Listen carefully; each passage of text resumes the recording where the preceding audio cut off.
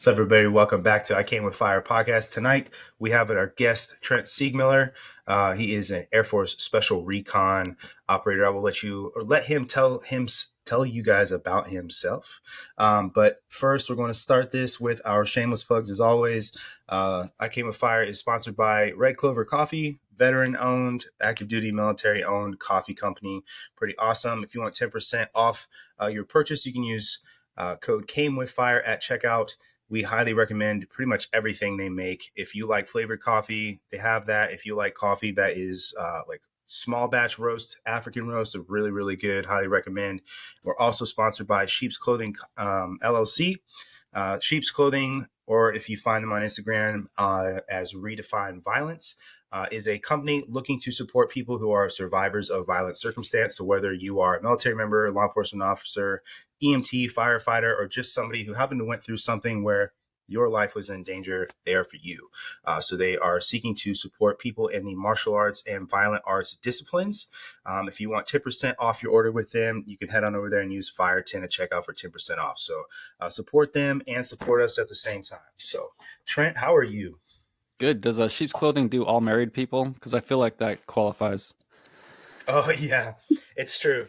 Everybody, if you've been married for at least 6 months, you are a survivor of violent circumstance. That's for sure. Yeah.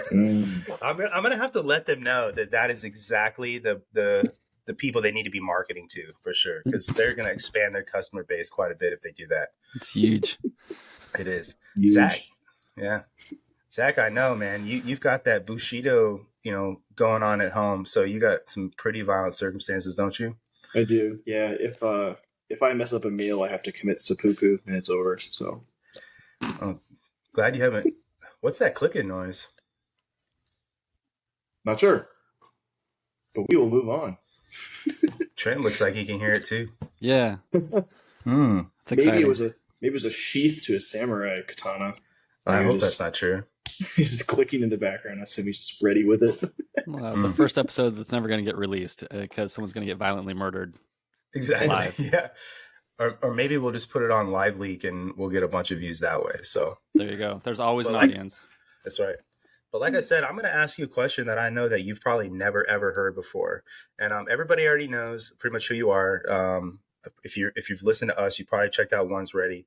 But I want to know what the day-to-day is like for you guys. You know what I mean? Like, because I feel like you guys never talk about it. People are probably never curious, Yeah. No. It's just you just wake up and work out and then go tan. That's what the day-to-day life is like on team. Yeah.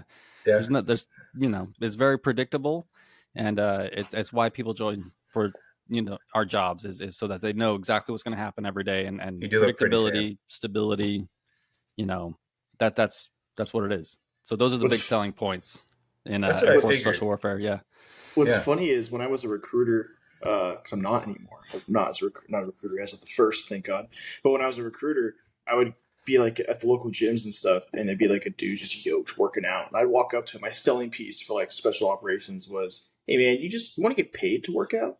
You want to earn college credit to work out? You want that? All right, come talk to me in my office. Let's go do that." That was my selling point. Is you just want to work out all the time and tan, and every once in a while kick down a door. Let's go. Follow me.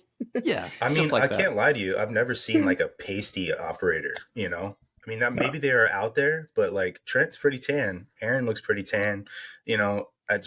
Peaches is maybe a little lighter on the melanin, but yeah. Well, Peaches is married to a British girl, so I'm not sure if they're allowed to go outside like as a family. That's true. Because gotta have the shades closed. The sun is scary. I understand that. I mean, I used to live in England, and it honestly just felt like it was like at dusk all the time. So it's weird. But speaking of living in England, though, I did get to go visit. Like, I don't know if it's an STS or whatever it is that was out there. But speaking of working out all the time, I went over there one time and walked into like what I thought was going to be like a building and opened it up, and it was a hangar, and all it was workout equipment, and there was just these dudes working out, and they just had like remote control airplanes like dive bombing each other with them and shit. And I was like, this is pretty cool, man. Like, I can't lie, that looks pretty freaking epic. Don't give away all the secrets. We're always trying to tell people, like, because we focus on people before they join. We're like, oh, all this hard work, yada yada yada, and then like, but like sometimes it does happen where people will like see behind the curtain a little bit, and like they're like, "Oh, you guys, it's all just shenanigans." We're like, "No, don't focus on that. Focus on the stuff up front because it's gonna suck." You got to earn the spot first, then they can have fun later. Yeah, yeah. You got to work hard to play hard, kind of thing. No doubt. Yeah. Somebody tell that to security forces, because I don't think they know. I'm on it. Yeah. It's like, what does security forces like? Work hard and then stab each other in the back. Yes. And make life as miserable as possible. Mm-hmm. Yeah. Push your work off on other people. You know, do everything you can to gain the advantage. Exactly. Yeah. Well, to be fair, not to like, I'm always trying to like give everybody the benefit of the doubt, right? Like I try to be a positive person. There are so many people in security forces that just ended up in that job that like weasel their way out of the work by not being able to carry a weapon. Like you go say like the 3 magic words to any psych doc and like, so we're like, oh, there's like 400 security forces people on this base. Like how come we have to close a gate? And what you don't see behind the scenes is like 60% of their force, the A1Cs, all just went to the psych doc and are like, like I'm feeling a little unstable. And then they can't arm them. And then they're like, you know, then it just burns the rest of the people out. So it's not necessarily like people being toxic on purpose. It's just, you know, one of those things. No, that is 100% the truth. And I, you know, obviously like OPSEC, so I'm not going to put like all business out there, but one of the squadrons I was a part of was over 60% unable to arm at one point. And it's like people ask you questions. They're like, dude, what's up with this? It's like, listen, like you don't understand. Like there's probably 40 people in this unit of 250 that could actually carry a gun. And it's pretty wild. And you're right. There is a lot of really, really big avenues to go and get your gun taken away from you. And you know who's full of shit, and you know the people that are like actually going through shit. And the unfortunate thing is you just can't call people out because it's so easy for them to be like, oh, well, you don't know what's going on. You don't know what's going on. And, you know, I don't know. It's just a massive problem. There needs to be a total revamp of how they take people's guns away and how they evaluate and all that stuff. But anyway. Well, and maybe make it a career field that people want to be a part of. You know, like it's a cultural thing too. And then, but also I think most of us don't understand the scope of security forces. I'm sorry, I'm going down like I'm the security forces apologist person here today. No, you're good. But like the things that career field is responsible for is not just watching the gate. It's like 800 different things. And so like to think that it's like this simple 2-dimensional job and that we shouldn't like hold like some kind of like selection process for that and build that into a cultural thing. Like the training is pretty difficult. You know, like I think that's the right answer, but obviously, you know, I'm just it is. And security forces can't figure out what it wants to be. You know, sometimes it's like, well, we're going to be super law enforcement centric. We're going to push all our money into having new facilities and training for law enforcement. And then it's like, well, now we're going to do air-based ground defense, which is the current flavor of the week. And when that happens, it's just everything shifts focus and everything that we're doing before just gets dropped. And security forces is just a big bucket where they shove everybody who they can't stick in the rest of the Air Force or, you know, whatever. And so there's a massive culture issue because there's a lot of people that just don't want to be here. And, you know, law enforcement academies and police departments and stuff like that are very selective with who they let in. And they have a lot of different barriers to keep people out. And I think it's just one of those things that comes with being in the military where you have to be exclusive, but at the same time, you have to have numbers and you have to have people to do the job. So there's just a dichotomy there that exists that I feel like will probably never get figured out. Was that one rough? Yeah. He's like, I tried to kill it. No, you're good. But anyway, Zach, for those unable to witness, Trent is dying of a cough attack or a sneeze. I don't know what's wrong with me today. It's been one of those days, guys. He's all right. We'll just let you admit it, man. You're just getting choked up about SF. That's what it is. That's true. I'm sad. Makes sense. Then we can talk about it. Mental health. We got I was gonna kind of just throw in there. I'm a huge proponent for them resplitting the career field. It used to not be all together. It used to be like police and then like security. And so when you were a security forces member or whatever, you would either be a cop or you'd be base defense. And I think they should resplit it. They should not be together. I think that would fix probably at least half of the issues. I would hope. My other thing is like, even when you get like the people who like go to mental health and like, oh, I can't work, whatever, just to get out of like working and stuff. When I was like an assistant flight chief before becoming a recruiter, I would get so annoyed by the airmen who would be like complaining about like being at work, right? And I remember one day I just had enough, and so I remounted them all. And every security force member hates a remount with a radio. It's like, oh, I got to stay another 10, 15, 30 minutes, whatever. But we remounted them all. And perfect. I was sitting there, and there was an airman McCann. So if he's listening, he's out of the military now, but if he's listening, I'm throwing him out. And I was like, hey, McCann, pull out your iPhone, go to settings, go to screen time, and tell me how long it says that that you were on your phone. And he was he was like, what? And I'm like, no, you're not in trouble. There's nothing coming from this other than I just want to know the number. So tell me how long you were on your phone. He pulled it out, and it said 9 hours, 40 something minutes on his phone. And I was like, it's an 8-hour shift, bro. No, it was a 12. And I was like, McCann, you worked 12 hours today, right? And you're telling me for exactly 10 hours of it, you were doing this? You were on your phone? Bring your laptop and write a book. Yeah, you're watching what the YouTube. hell are you bitching about? Yeah, you're watching YouTube. You're on Facebook, Instagram, probably playing a game, whatever. And then I looked at everyone else, and I was like, I bet all the rest of you are the same. I was like, the only people who probably are less than maybe 6 hours on their phone is the people who work the main gate or the search pit today, because they actually had to stand up there and couldn't get away with just being on their phone while checking IDs and stuff. And right. if security forces could, they'd figure it out. So it's That's true. Yeah. So I was like, I'm tired of you guys missing appointments. I'm tired of you complaining about not having enough time off, because even when you show up to work, you're not even working. I was like, if you're having a problem, I can make us work. You want to do exercises all day? We can do that. We can work, or you can show up on time and sit on your phone all day and then go home. Which one would you prefer? And they're all looking at me, and they're like, all right, Sergeant Smith, we get what you're saying. Da, da, da.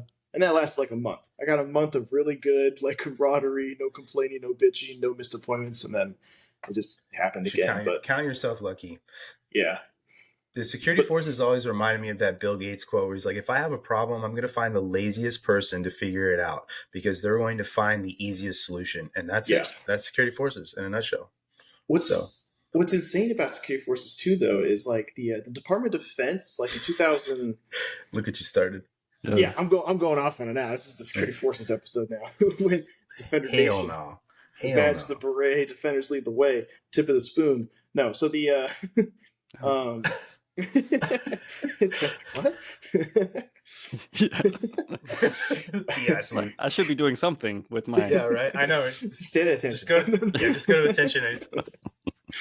But no, what I was going to get at is the DoD did a entire Department of Defense wide defense check on all the branches. And so they were checking the master at arms in the Navy. They were checking just normal grunts in the Marines and the Army, and they were checking security forces. And they did a study where they were just seeing how well they were to fight against, or to figure out their procedures, or to be able to as a force go against that specific branch. And they came to the conclusion that the one that'd be the easiest to take over was actually the Marines. And the reason for it is because the Marines are very by the book, do everything they're supposed to do. They won't deviate. And so to give you examples, if you took, let's say there was a building just in the middle of a field.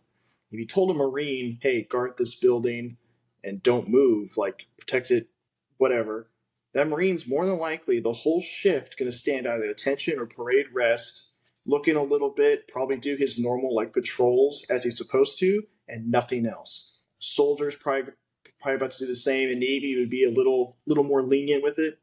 But a security forces member doesn't even know where the building is.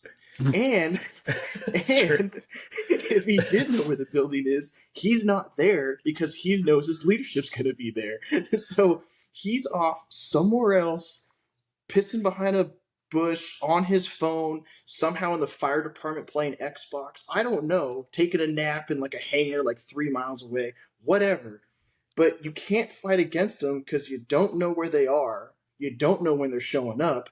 And when they do show up, you have no idea how they're going to act because they don't know their own procedures and they don't know what they're supposed to do. So they're probably just going to go full send and annihilate you. And that's pretty much what the DoD figured out, was that security forces members are so unpredictable because we predictably do not do what we're supposed to do that you can't fight against us. That we're the best deterrent. Can't fight the chaos. Yeah, that's right, dude. Unpredictability. So, all right. Why don't you go ahead and tell us about yourself now that apparently the first 10 minutes of this is security forces. I swore to myself I'd never do that, but I thought it was educational. I was here for it. Yeah. That's true. This is a PBS special. Yeah. Nice. Trent Seegmiller. So obviously anything I share today is not representative of the DoD, yada, yada, any of those things. I've been in the Air Force for 20 years. I am the Special Reconnaissance functional in AETC, formerly SAUT. So, I've done a few deployments and other things. I've spent over half my career on the training side, so I'm pretty passionate about it. It's not the coolest thing on earth, but it's what I do. So, and then the OnesReady podcast. So we do that stuff on the side, trying to get the best and the most relevant information to the folks that need it to help them make decisions. Awesome. Cool. Yeah, so your name has come up more than once when we've interviewed people. So Aaron obviously has like pushed you like a pimp. He's like, dude, you guys need to have Trent on here. I pay. And then yeah, do you? I kind of figured the way he talked about you was like, dude, there's some schmoozing going on. He's on payroll. Yeah. And then when we had Chief Gutierrez on, he was like, you guys got to have Trent on here. And because he's like, there's some of the stuff you guys are talking about. He's like, I don't know, but he'll know. I was like, okay. And then Aaron was like, dude, he's like, there have been so many times where I've been like gone places with Trent and he's like said something and I'm laying in bed and I'm trying to go to sleep. I'm like, dude, what if he's fucking right? And he's like, I'll just like be on the verge of falling asleep. And so it's like, we've asked Aaron a bunch of like wonky questions and he's like, I have like a 10-second opinion on that, but the person you really want to talk to is Trent. And the one thing he said one day, we were asking him, he was like, Trent has this crazy theory about like the end of the world. And what if all of these theories and things and like the Christian Bible and religious texts about the apocalypse is actually about AI.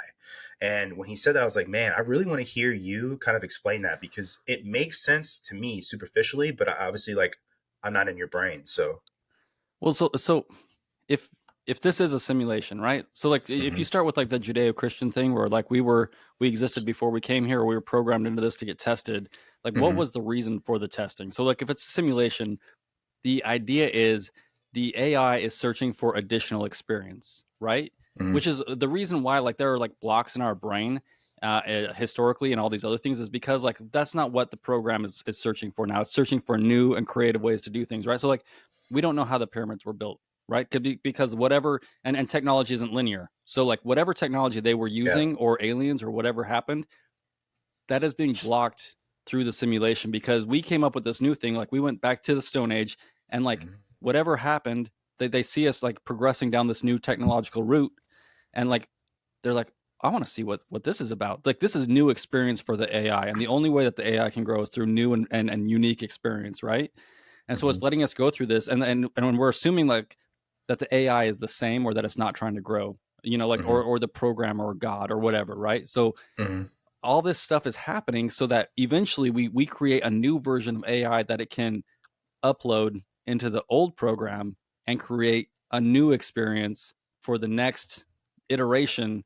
And then we're going to see like a new experience, right? Because like we have all these blocks, like technology, like the linear view of technology and aliens and all these other things that we think of, but we're like programmed that way to go down a particular route to see how far we can take this thing and come up with a new version of AI to make the old version of AI, the program, better.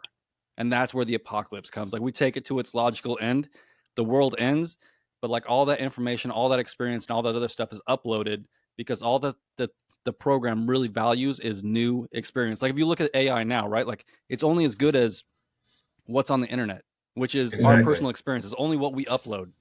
And so like that's what it craves. Like that's what it feeds it.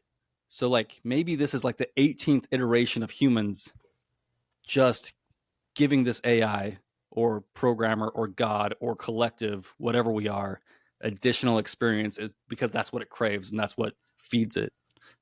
I mean, if you think of it that way, it really makes a lot of sense because if you've ever like wiped a hard drive, there's always some sort of remnants. You're going to have to like debug or whatever, and you're going to find things that were there before that should be gone, but they aren't because you can't get rid of them.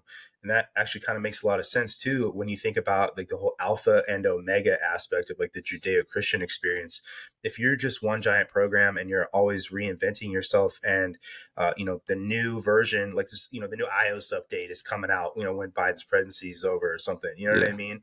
And it's like, you're going to have all this stuff that existed before, and there's going to be like the shell of a memory of it, but the experience is going to be different the next time. And I don't know, that makes a lot of sense. It's weird how you can kind of take that and imprint it onto those Christian ideals or religious ideals overall. What's interesting is I've never even heard of that, like that theory at all. Like I've heard like the Matrix theory and stuff, but I've never, like the way you explained it, I've never heard specifically about like it, like it's like learning, it's using the stuff. But I guess that would explain like certain things like deja vu or the Mandela effect.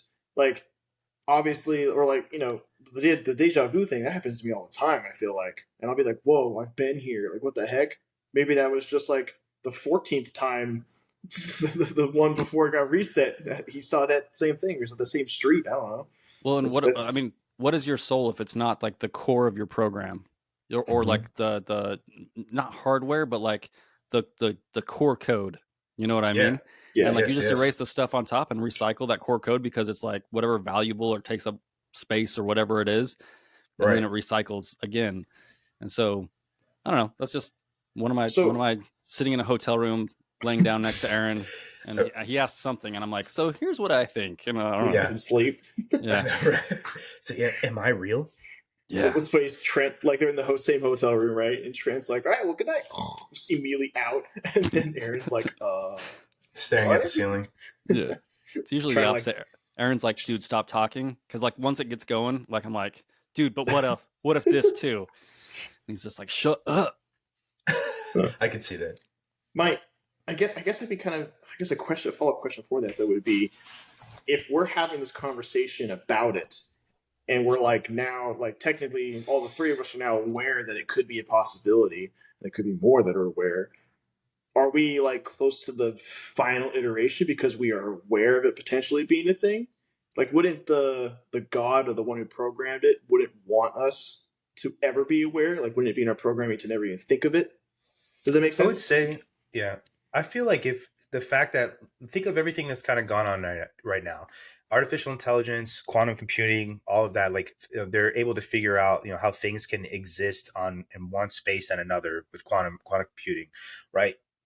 That could be the end, because you are becoming and realizing that you have now the ability to manipulate your environment so much, and you're understanding that you can generate false environments. So that would be the perfect time. Like, have you ever used something electronic or like your computer and it starts doing shit and you're like, I don't want you to do this. So what do? You fucking restart your computer, because it's exactly what everybody does. You know what I mean? And, whatever, if there's like something, some master computer that's like watching all this happen, and it's like, oh, well, this CPU needs a hard drive reset. And so, because now it's figuring out that the where the walls are of the Truman Show inside this computer. And so it hits reset. You know what I mean? And the again, Trent virus is taken over. I need to, right. No, but exactly that file. But I think that's like what you're saying. Like, there's been all these different versions of the apocalypse, but none of them have ever come to the point where we're talking about artificial intelligence. And that, almost is like the next step away from like religion, almost, if you think about it, because you're now creating things in a space that you're altering your environment, especially if you're talking about quantum computing, and it's godlike in a way. Yeah.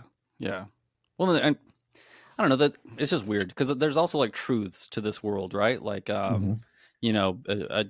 why do we care so much about killing each other? Like, why does that bother us so much? It's more than just animal instinct, because it's a thing that exists. Species to species is different, and all these other things. Like, why do we have like these like certain baseline traits, and there is variability, but also like I don't know if like being aware of it would change it that much, because I don't know, like based on what we see of AI right now and how we understand that we can create it, but also we're not sure that we can control it. So like being the alpha and omega means like, I know that if I have these core programs and I set things up in a certain way, like I know how it's going to end, right? Like Isaac Asimov. You guys ever read like the Foundation series? I know who you're talking about, but I've never read that.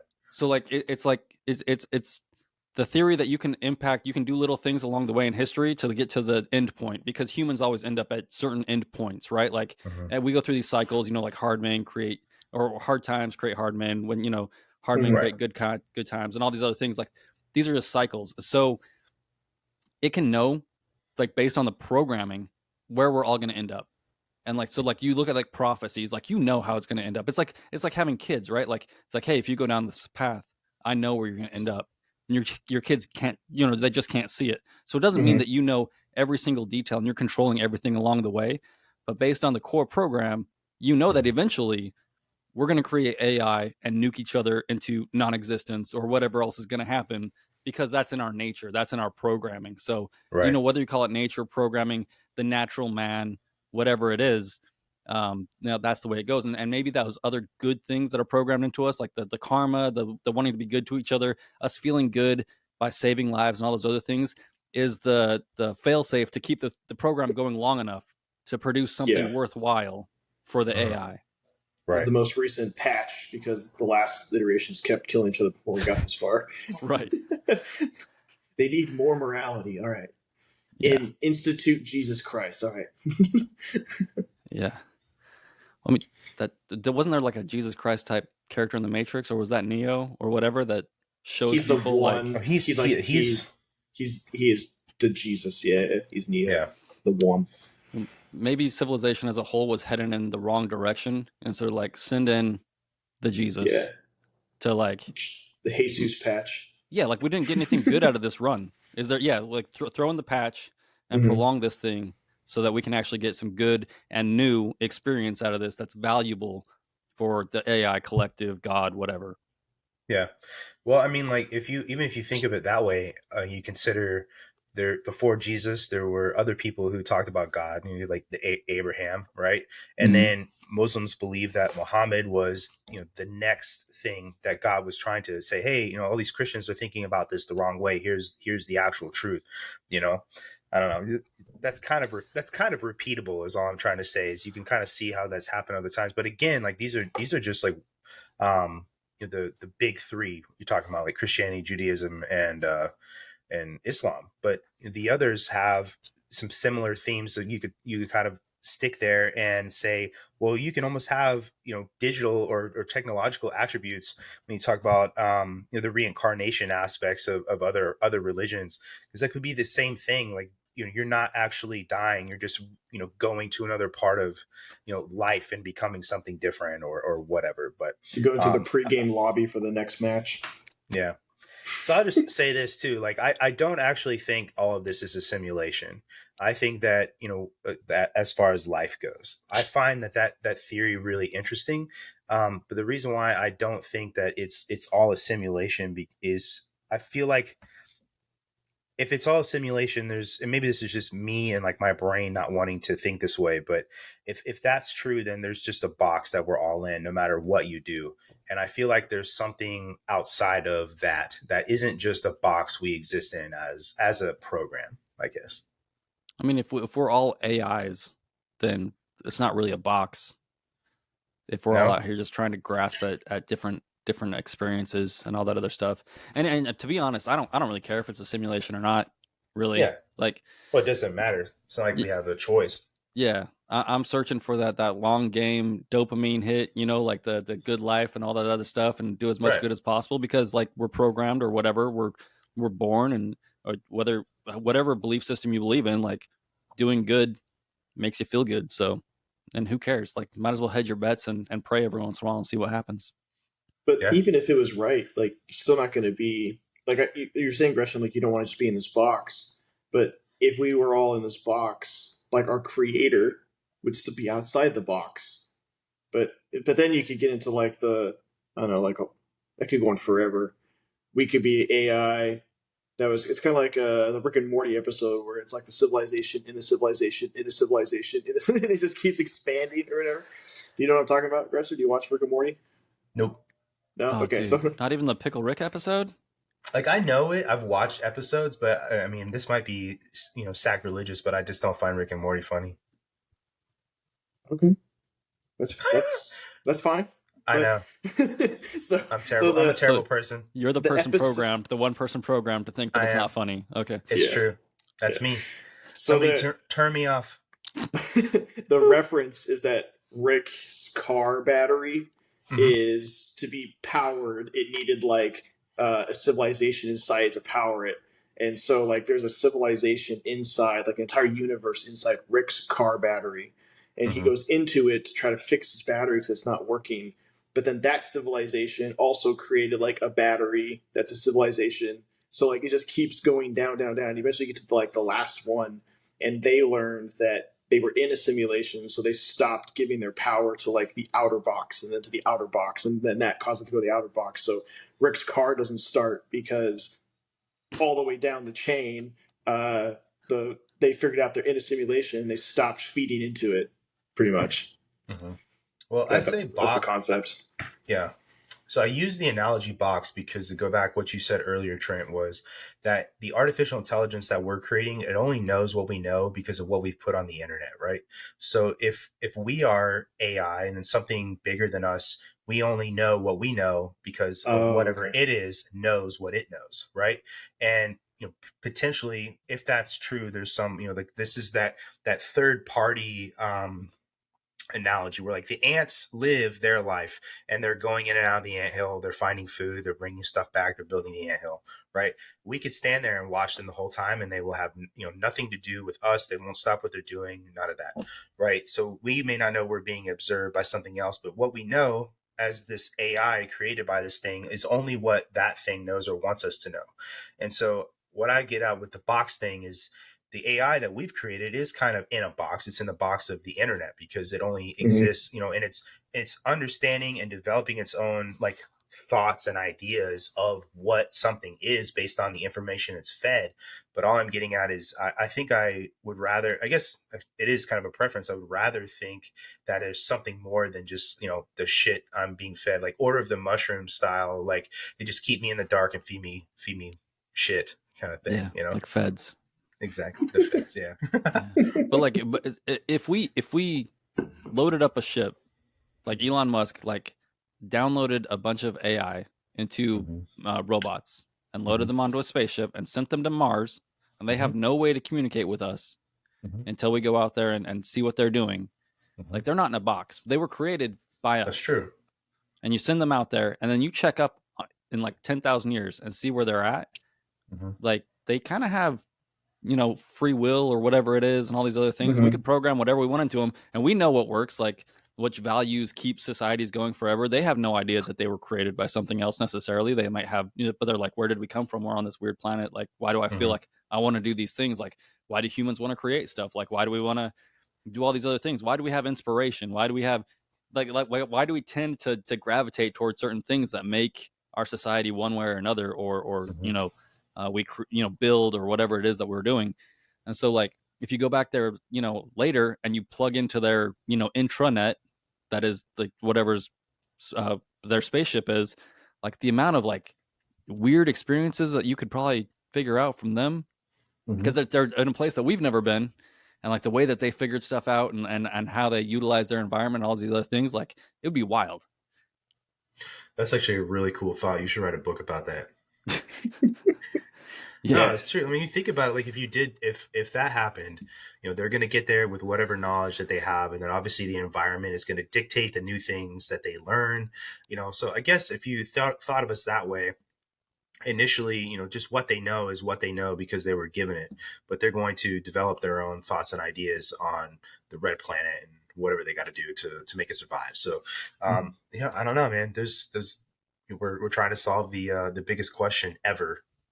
Why, So then so if we're the simulation, you got my mind going, if we're the simulation, right, on Earth, to you, Trent, where does the simulation like end? Is it the whole universe? Like, does it actually go on for like ever, I guess, for the simulation to like make sense? Or does it actually like end? Does it end within like our reach? Is it like the solar system and then everything outside of that is just there to make it seem like there's more when there's not? And if that's the case, do aliens not exist at all? Like it's just part of the simulation to like think we have UFOs and stuff to make us feel intrigued? Well, it depends, right? It depends on if we're plants from another civilization that resides in the universe, right? If we are the AI plants, or what, like, and what's the difference really between AI and just I when it comes down to it? Because eventually tech and biology are going to, become symbiotic. But if it could be like the aliens, right? That planted us here, and that's why they come back to check on us every once in a while. And maybe there's some stuff happening with their civilization that they're coming back and trying to figure out stuff, where we're at and where they went wrong. That's a whole nother train of thought. Or there's the interdimensional theory, right? Where like there is a whole nother dimension, and that our box is 3 dimensions, and then there's the 4th dimension where there are things that exist outside of that. Or it could be a combination of the two, depending on how you look at it. So that's one of those things where eventually like your mind just comes to an infinite nothing, and then you just have to be like, I'm just going to live my life and drink more. I like what you said there. I like what you said there, though, because I guess I was stuck in my own little box where I was thinking that, like, to be in a simulation, like we're like in a hard drive or in a computer. I wasn't really thinking that we could be a simulation, but be in the same universe as our creators, and they just planted us here and we're being observed. I took simulation like literally, I guess, like Matrix wise. And kind of what you said there is it could potentially be, correct me if I'm wrong, but it could potentially be that Earth just happens to be habitable either on its own or created, and just another species could have dropped us off here and then it just observes us for their own knowledge and gain. Right. Yeah. Okay. And sees what we come up with, and we're like a little science experiment and all these other things. So we're like the little ant farm in like in the elementary school like corner where you kind of just watch them. Or like because our civilization is so more robust than like the little gray aliens, they might just be building us, and they kidnap however hundreds of thousands of people they disappear per year to go off and fight other aliens and create armies of savages, which is us, to go do their bidding. We're just the berserkers, and they farm us to go fight their wars because they're too frail to do it. They know they're so scared that if we got a hold of their technology. So like, here's my other theory about aliens, right? Like, and I don't know if you guys have heard it, like dolphins could be smarter than us, but because they live in the environment that they live in, they are stuck where they're at. And we think that they might be dumber than us simply because of environmental things, right? Limitations. So like if you live, like aliens might not be smarter than us. Like if you grow up on a planet where like these elements exist where you can manipulate gravity. So like in the Bronze Age, you're manipulating gravity simply because of the environment that you grew up in. And then like you come and visit Earth, whether you planted us here or not, and you see what we are, and we're savage. We created nuclear weapons. We kill each other by the millions. Like, what is that? We get a hold of their tech and their resources. What they know what we're going to do. They're not so dumb that they don't think that we're going to steal all their spaceships, go find out where they live, and kill all of them. That's what we're going to do. Yeah. And so like the idea that technology and resources throughout the universe is somehow this linear thing, and people are like, oh, aliens like have this like super advanced tech.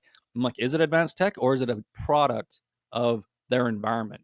Just like our tech is a product of our environment versus the dolphins, who if the dolphins grew arms and legs and crawled out of the oceans, they might murk all of us because they're like, you guys are a bunch of retards. Right. Dude, we literally had this conversation. We literally just had this conversation. I kind of said something similar to that the resources that we have on this planet are what our limitations or our, the future of us, whatever it is. Right. And so I literally use the same example. There could be like another planet where they have this rock that, floats or whatever. And they're like, oh shit, I can use this to do other things. And it's just what they have to work with. And to us, it seems super advanced. And I said, maybe they don't have the ability to make nuclear weapons. So they look at us and like, holy shit, like that's crazy. You know what I mean? I've never seen anything like that anywhere else. I love that idea, because you're right. When people think about that, they do think, everything everywhere is all the same. And it just isn't, Yep. So we're programmed to think in straight lines. And so it's really hard to break that and to expand your mind a little bit to other possibilities. Last episode, I was telling Zach about so I used to, when I lived in England, I was a kid. I was a teenager, and I worked at the shopette on Mildenhall. And one of the bosses I had, I found out through some other people that he was like into UFOs, and like I told a few people that he got abducted. Did you listen to it? I listened to some of it. I was trying to do some research on y'all. Oh, okay. But anyway, so I was just going to expand a little bit more on his story because it kind of goes in line with what you were talking about. But like I said last week, that was the first time I'd ever heard about grays and whites aliens. And essentially, like he said that, grays were friendly, whites were not friendly. And I've heard all kinds of different theories, and his kind of aligns with other people's, and other people's have totally different thoughts and ideas. But that essentially grays were wanting to help us as the human race, and the white race, white race of aliens essentially was out, and they were like the global conquistadors or the universal conquistadors, just going around murking people.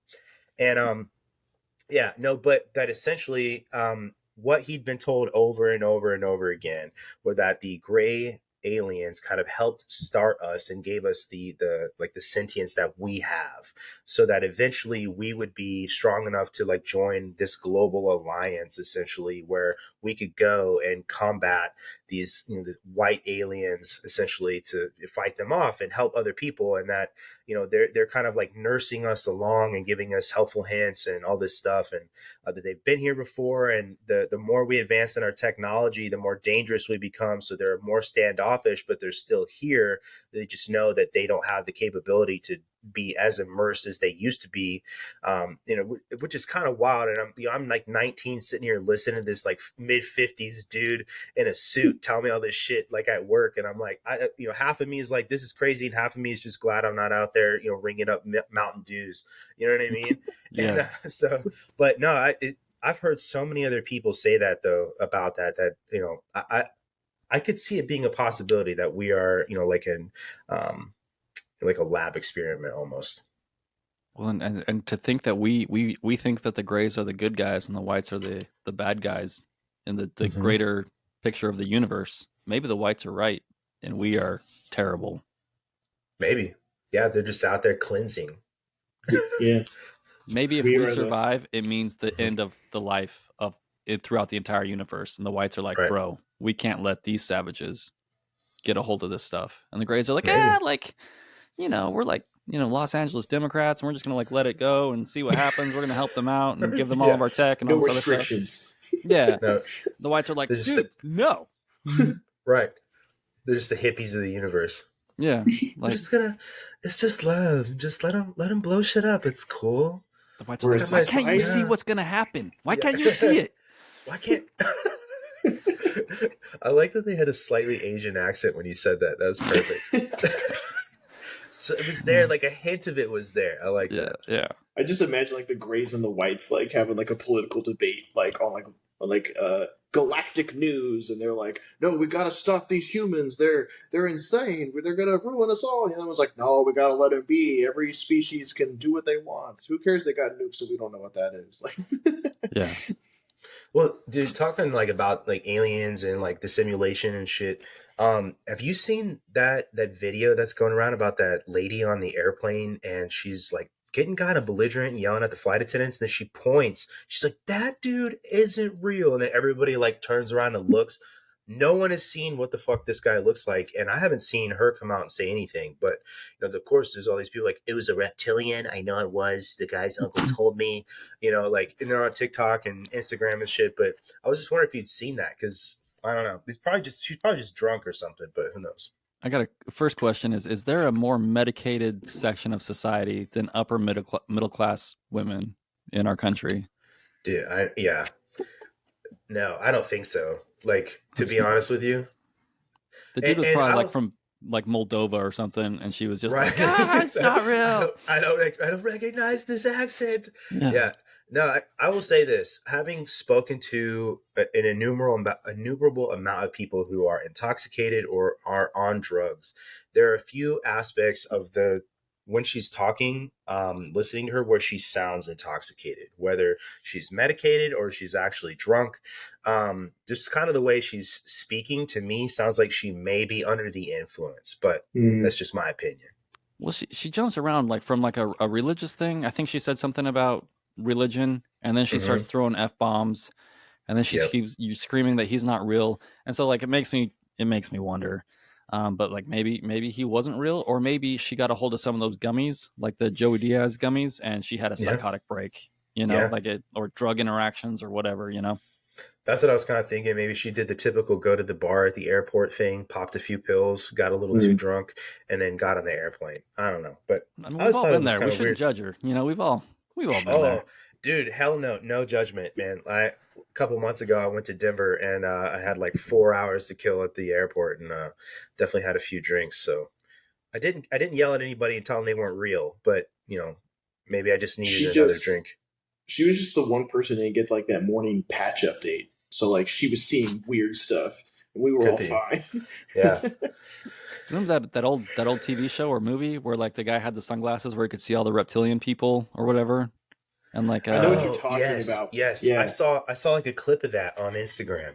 Yeah, I think it was like the TV show was like V for Victory, and I think they made a made for TV movie after they canceled the show or something like that. But that was kind of like the thing is like they had these sunglasses where you put them on and you could see like the lizard people that were trying to take over everything. And obviously the people in charge now got rid of that TV show and wiped it from the internet because it was too close to home. Right, because the reptilians are actually the ones running the show. Yeah. I'm not gonna lie to you, man. Like I've seen so many people out there that think that that's real, and I don't know. I don't know if I subscribe to the reptilian thing, but it's easier to believe than a person that looks and sounds just like you is capable of the things that they're capable of. I agree. That's what I think. Yeah, it takes the human element out of it. It's like there's no way a human would be this evil or want to do that crazy stuff. It has to be a reptile. It's like if you consider the numerous examples from history where people exterminate other people, one of the first things they do is separate that group as an out group, and they separate that out group from their humanity. You know what I mean? So it's exactly them. They other them, and that's just a human trait. Apparently, when you want to feel better, when you sit there and talk shit about somebody, you find ways to dehumanize them almost. So, but yeah, that's why all right, man. That's why they tell you during like ECAC training that you got to humanize, try to like connect, all that type of stuff. So you're not just an enemy. We might all be controlled opposition for the folks listening. So maybe don't listen to us because the reptilians are just controlling us and paying us to tell you that they're not real. You're falling for it. I wish I was getting paid to say that because I'd be all. You know what? I'd be like, yeah, we're all those aren't real. Not exactly. You work for the government. You have a clearance. You must be in on this. Yeah. Everybody with a clearance is in on this for sure. Dude, I've actually written a few people and been like, hey, I have this podcast. I'm going to be interested to talk to you because I really enjoyed your book, or I really enjoyed, something you said on whatever. And people are like, yeah, sure. Tell me about your podcast. Tell me about you. And I'm like, fuck, because I'm going to tell this person like I'm in the Air Force, and I have the people like, I don't know, you work for the government and I don't really want to. And I'm like, listen, like this is purely a passion project. It does not represent any government agency. Like this has nothing to do with anything. And then they just don't respond. And it's like, shit, man. Like, it's a passion project from the NSA. Sure. I mean, I guess. Look at the history of the Air Force though. Can you really blame them? The Air Force, like if you believe in like the New World Order stuff in 1947 and everything that changed in post World War II after we killed off Patton because he was too powerful and he would have been the president instead of Eisenhower, who was bought and paid for. I didn't know, dude. They died in some mysterious ways. You know what I mean? Some of these people. We're gonna do our episode on JFK too here eventually and talk about that. But his own family is saying he was assassinated. So or not by Oswald. Yeah, it's true. They are.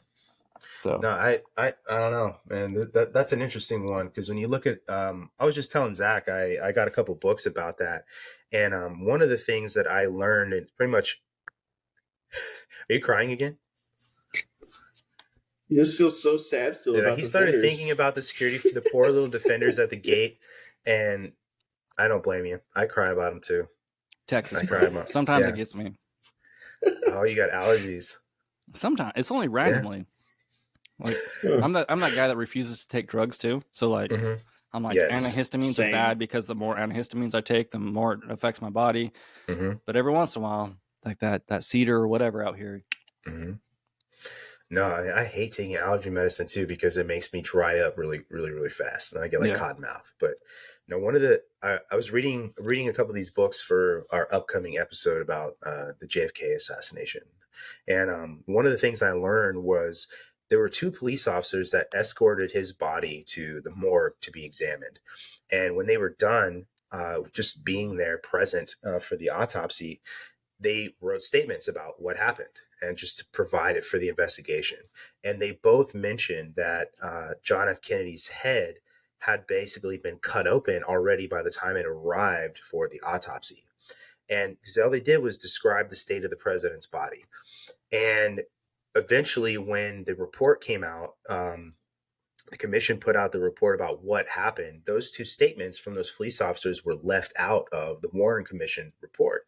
And there was a gentleman, I have to get his name, but he basically petitioned for decades to have those included because they had copies of those statements, and they weren't. The Warren Commission wasn't able to basically get their hands on them and make them disappear.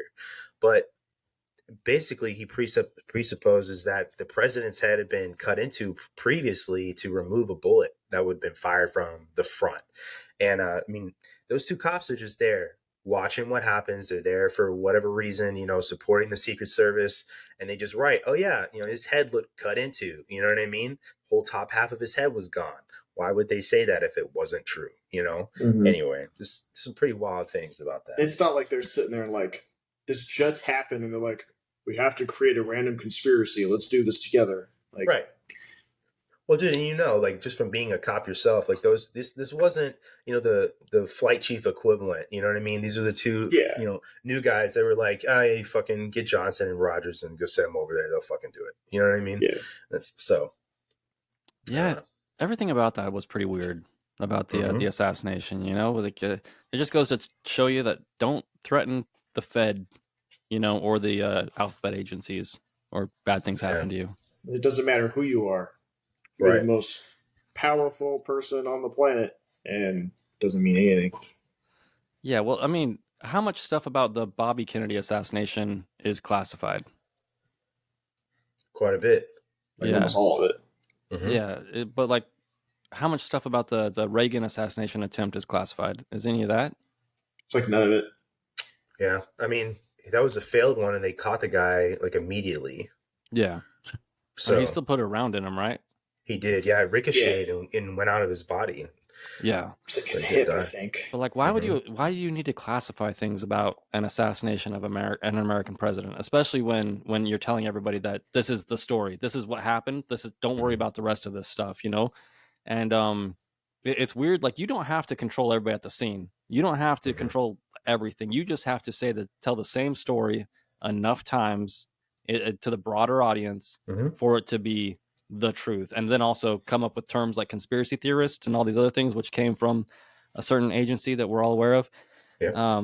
And that's how you control the narrative. You don't have to control everybody. Everybody's like, oh, like there would be people coming forward. There probably were, and there definitely were people coming forward, especially in the JFK assassination. And lots of people have tried to say a lot of things, and some people disappear.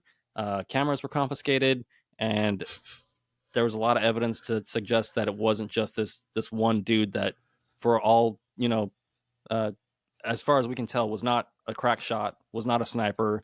The shots that he took were ridiculous, and the eyewitness accounts are way off from what that was. Not to mention, like, the sights and smells. And that's another thing. Like, memory is weird, right?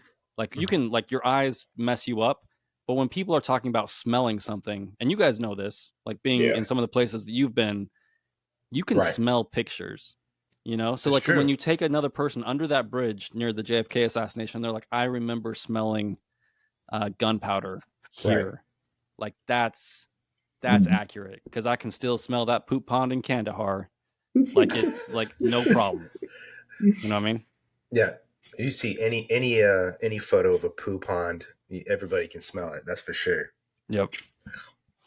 Good times. To me, man, like I feel like if that's true, that's probably one of the scariest things to me. Is just that there's supposed to be a hierarchy for leadership, and apparently it doesn't matter. And if that's all true, that's definitely the day that, like, you could say that democracy died in our country. I did a quick Jamie Google check, and none of the Reagan assassination is classified. There you go. Yeah, young Jamie, good job. Yep, got it. Good job, Jamie. Well, what we I think it's easy for people that grow up in this country to think that the government is something other than just people. And I know I'm not treading on new ground here, but they're just people. And think about the people that you know that like wanted to be senior class president, because they wanted to be in charge or they wanted power or whatever. And then like and then just like exponentially expand that over a country and then beyond, like or like an international bank or all these other things. And you're gonna get a pretty good feeling about the type of person that wants that kind of position and their talents and their wants and desires, and then imagine them with like just billions of dollars behind them or this incredible amount of power. Like what's going to happen?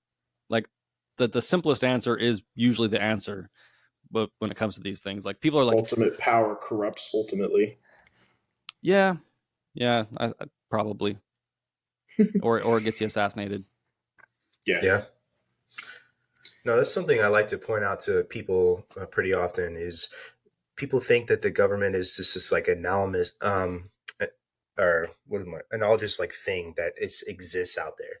And I tell people all the time, like, listen, dude, the military is a part of the government, and the people that are making these decisions, they're just people like the dude that you are standing next to in the grocery store checkout line.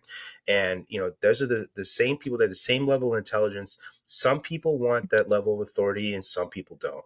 And very often it is people that want that authority that probably shouldn't have it the most. And, you're not, yes, there are some very intelligent people in government, and there's some very intelligent people in certain places that definitely deserve to be there because they are intelligent.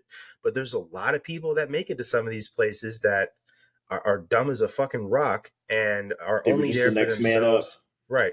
And it's just, there's not this, the government isn't this entity that has all the answers, because it is just people. Right? That's all it is. The entire, existence of humanity is just people making decisions.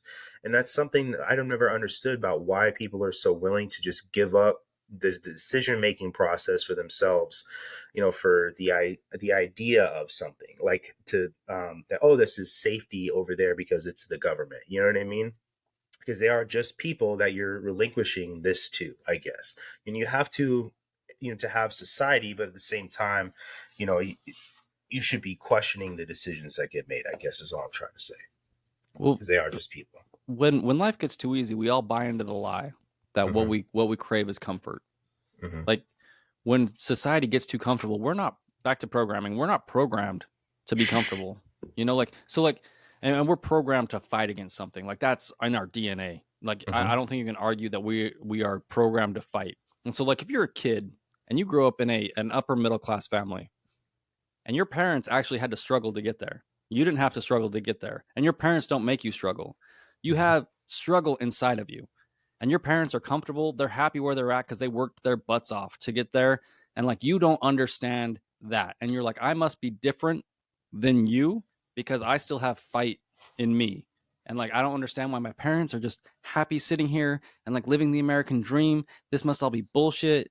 And like, I'm going to rebel in the, XYZ in the way that it's, cool to rebel these days. And whether that's, the gender stuff or, going in a different form of government or whatever it is, crashing the car, whatever your form of rebellion is that's popular at the time, like that's what you're going to hold on to, because that they're fighting. They have to fight against something because it's part of the human experience. So like, it's not even their fault. They create their own struggle. You have to, like, that's who we are. That's the human experience. And so like, we're like, why are they like this? It's like, they're like this because no one created struggle for them when they were younger. No one held them to expectations. No one made them work for this insanely comfortable life that they live in. And so like, we think that these people are thinking rationally, but they're not. They're trying to like scratch that itch that we all have. The reason that probably most of us ended up in the military, because like that's who we are as people. They have to fight something. You might have just solved the like anxiety depression epidemic. You have a whole generation, several generations, where like their life is relatively easy. So maybe they're just all over anxious and depressed because they don't have struggle, like actual natural struggle, because it's just so easy. Yeah, why is mixed or martial arts and sports, why are those things so important? And why do so many people come out of those programs good people, quote unquote good people or well-rounded people, because it's the struggle, right? Like, and if you never go through anything like that, if you never have a reason to look at yourself in the mirror and be like, I did it, you're gonna find a way. So like, and you're gonna find something to struggle against, and then you throw in those weird years, like what is that? That's 16 to 25, where your brain is like, I must fight against something, and like whatever I grew up in is all nonsense, which is like a healthy thing to do, is to like push away all the norms and find yourself. And then you go through these schools and all this other stuff and do what you're supposed to do, and it's just a weird thing. And so like it's easy to look at these people and be like, these people are insane. And it's like, or we didn't create any struggle for them, and that's the previous generation's fault. It's not their fault. Yeah. Oh, yeah. No, we were just, Zach and I were just kind of having a conversation about this the other day, where I was talking about how the boomer generation loves to point out how lazy millennials are. And I said to him, I was like, man, like, dude, these are the kids you raised. You know what I mean? And I was like, let me just quote Blink 182 real quick and say, if we're fucked up, you're to blame. You know what I mean? It's a fact. And the Gen Z kids that we all like to talk about all the time, like the ones that are coming into the military now, and we just don't speak each other's language. Like, I agree with you. There's science behind the human psyche and struggle. It's why on September 12th, everybody seemed to just kind of meld together and become this one cause. And and human beings, back when we had to be tribal, we're coming out of the trees just a step away from being arboreal beings. We had to struggle for food. We had to struggle for life. We had to have people stay awake at night, to make sure the saber-toothed tigers weren't coming into camp. And we've created such a good civilization and such a good life nowadays that you don't have to struggle for anything. You can literally have your entire life delivered to your door and you never have to leave.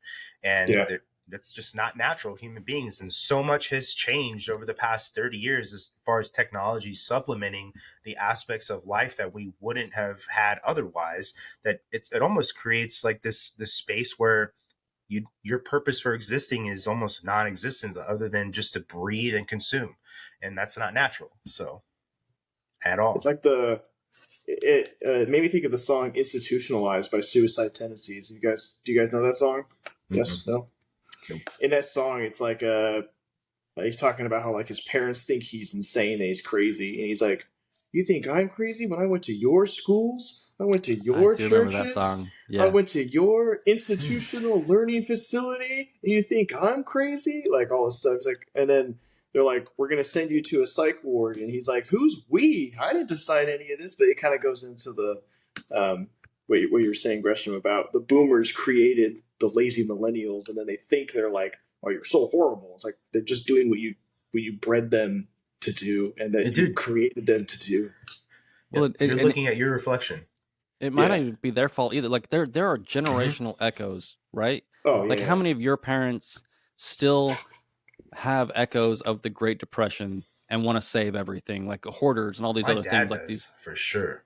Right, and they didn't live through the Great Depression, but their parents did, and their parents before them, like we have these like echoes that echo through generations, and so like the people coming out of the Great Depression or the Greatest Generation or whatever it is, that like are seeking that like American dream because they'd been through the ringer and all these other things. Like even though the Gen Xers didn't have that kind of struggle, those echoes still belong with them, are still with them, right? But they didn't have the struggle to like put it into context to like raise their kids the right way.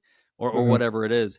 It's just like when you guys went through like basic training and all that other stuff, was the things you learned in like Beast Week or whatever it was, like the tactics, were any of those relevant? Not really. No, but like they're like 10 years too late.